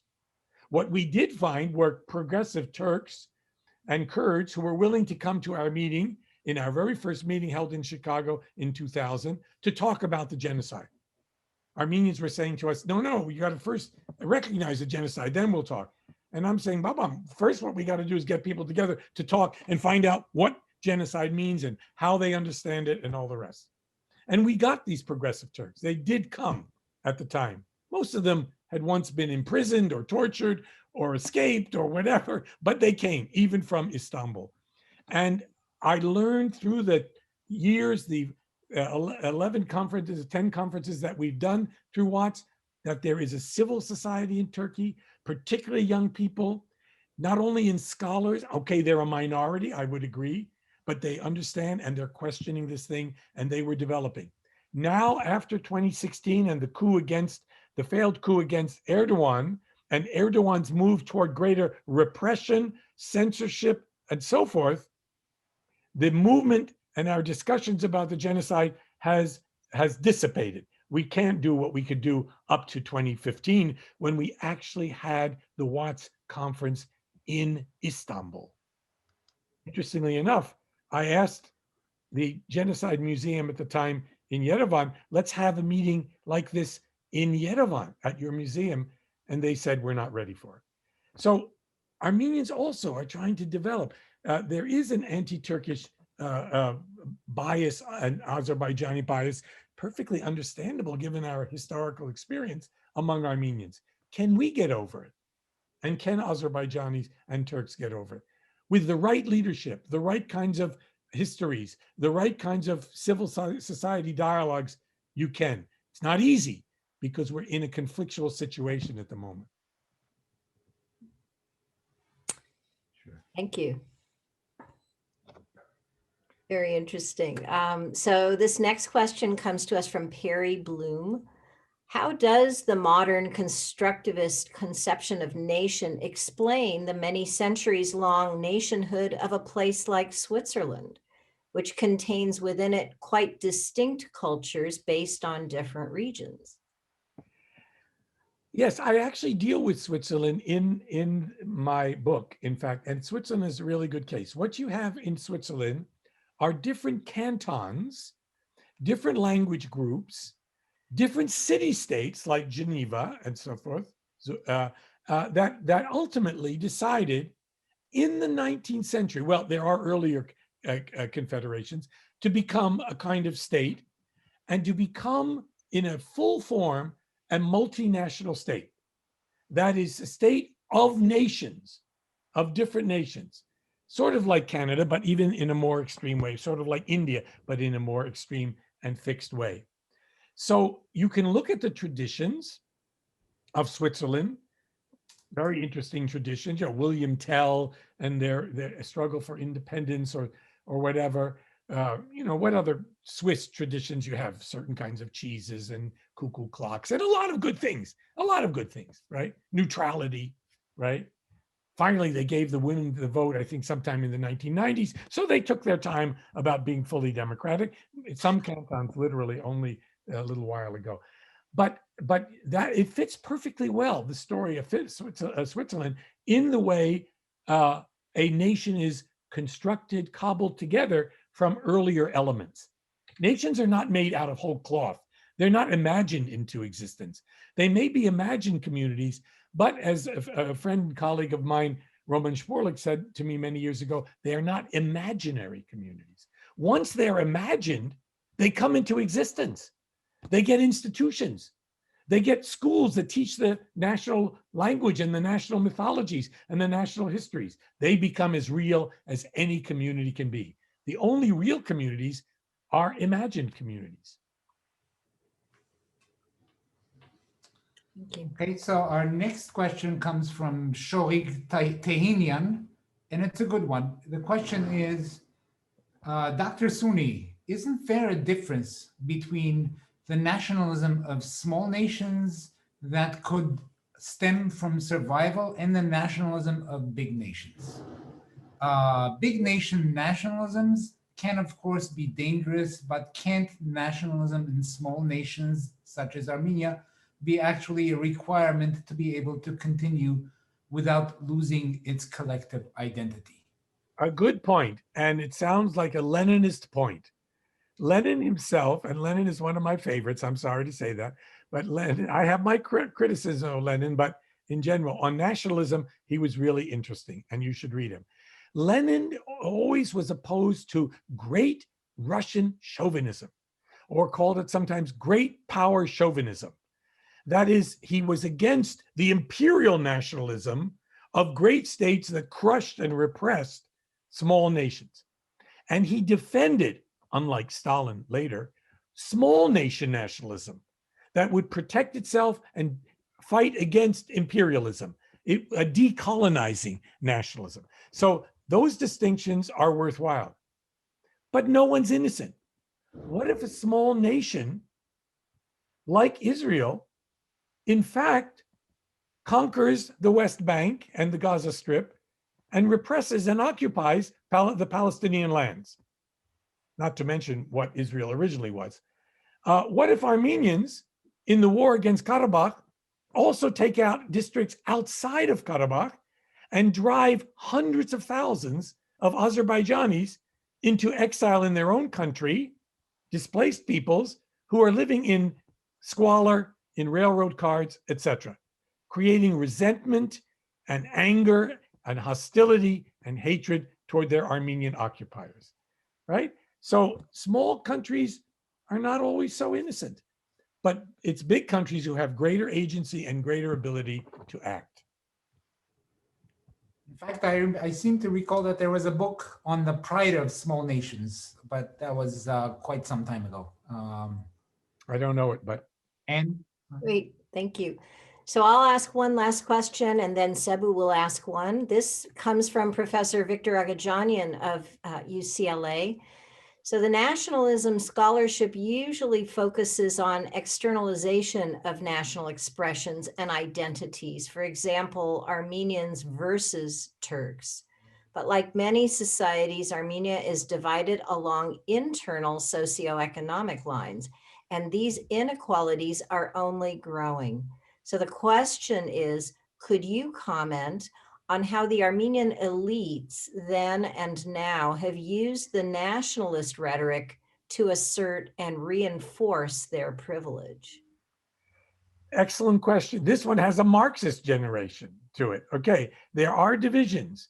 There are class divisions, regional divisions, gender divisions, all kinds of divisions within any country.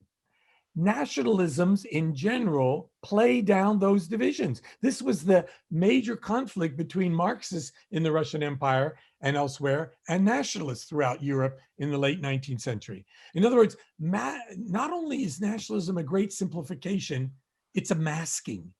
It's a covering over of social divisions. It says we're all the same. We're all Americans. We're all Armenians. That's it. That's enough. Don't worry about the divisions. Worry about those guys outside. And that will be used by nationalists. You know, Erdogan, let's take Erdogan. Erdogan is a nationalist now. He had been against the Kemalist and the Kemalist nationalism as an Islamist, but he is now married, as so much of Kemalism did, Islam with Turkic nationalism. And so he needs to find external and internal enemies. And Turkey is actually a multinational state. Not only little groups of Armenians, a few Jews, and a few Turks. They're Alevis. And there are millions of Kurds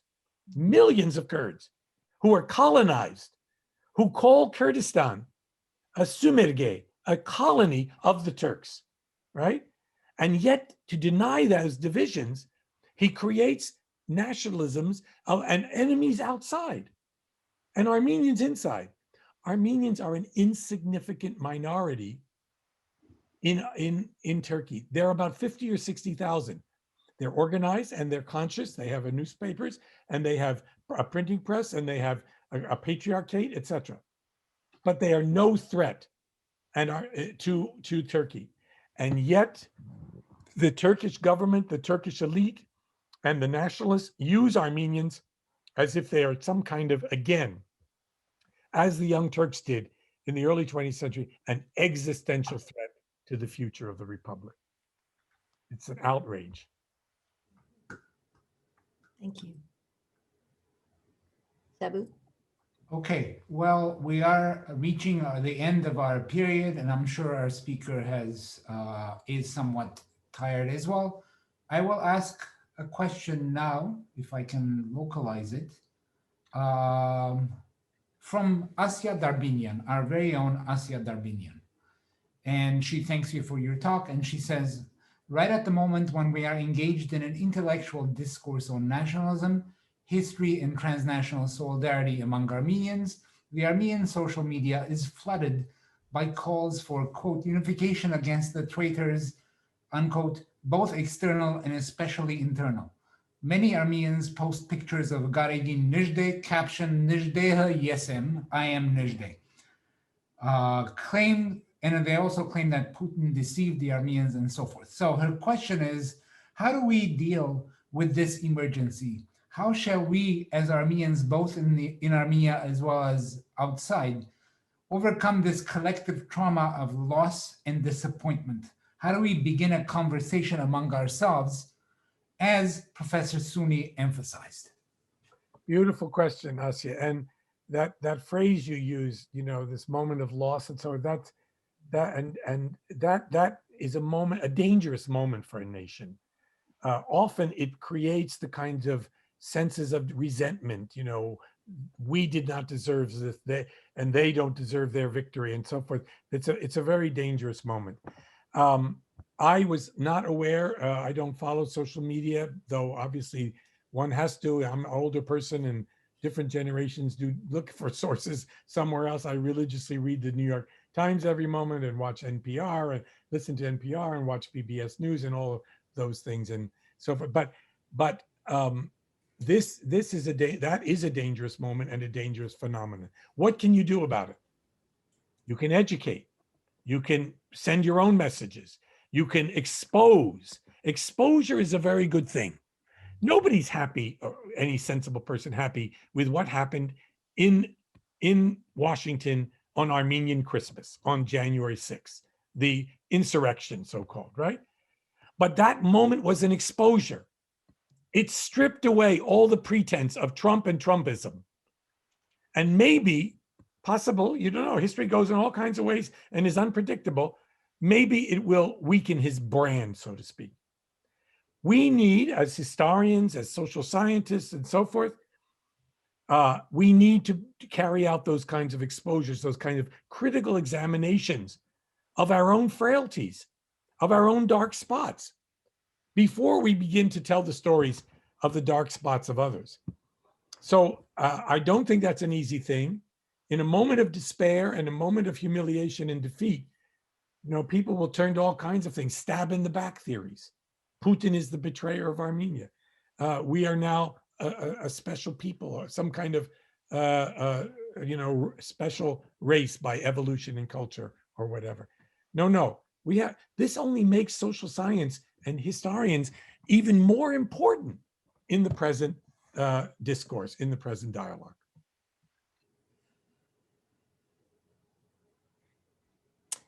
Thank you. Thank you for that wonderful talk and the discussion as well, to Sossie. This has given us a great deal to think about. These were both very stimulating discussions and responses to our questions. This is a very important contribution actually to all of us, to our understanding of Armenian history in the context of what we are seeing today. And I am grateful, we are all grateful to both of you for your contributions to this distinguished lecture. Let me close our webinar. Sorry? Oh. And I to you. Thank you. Thank you so much. Let me close our webinar by announcing that we do have upcoming Zoom-based events that are sponsored by our Promise Armenian Institute at UCLA. These include a lecture to be delivered on Wednesday, April 14 by Dr. Melissa Bilal of UCLA, entitled Feminism, Theology, and Liberation in Mari Bailarian's Writings. So we encourage you to attend that lecture. It will be advertised. There will be information on our Promise Armenian Institute website.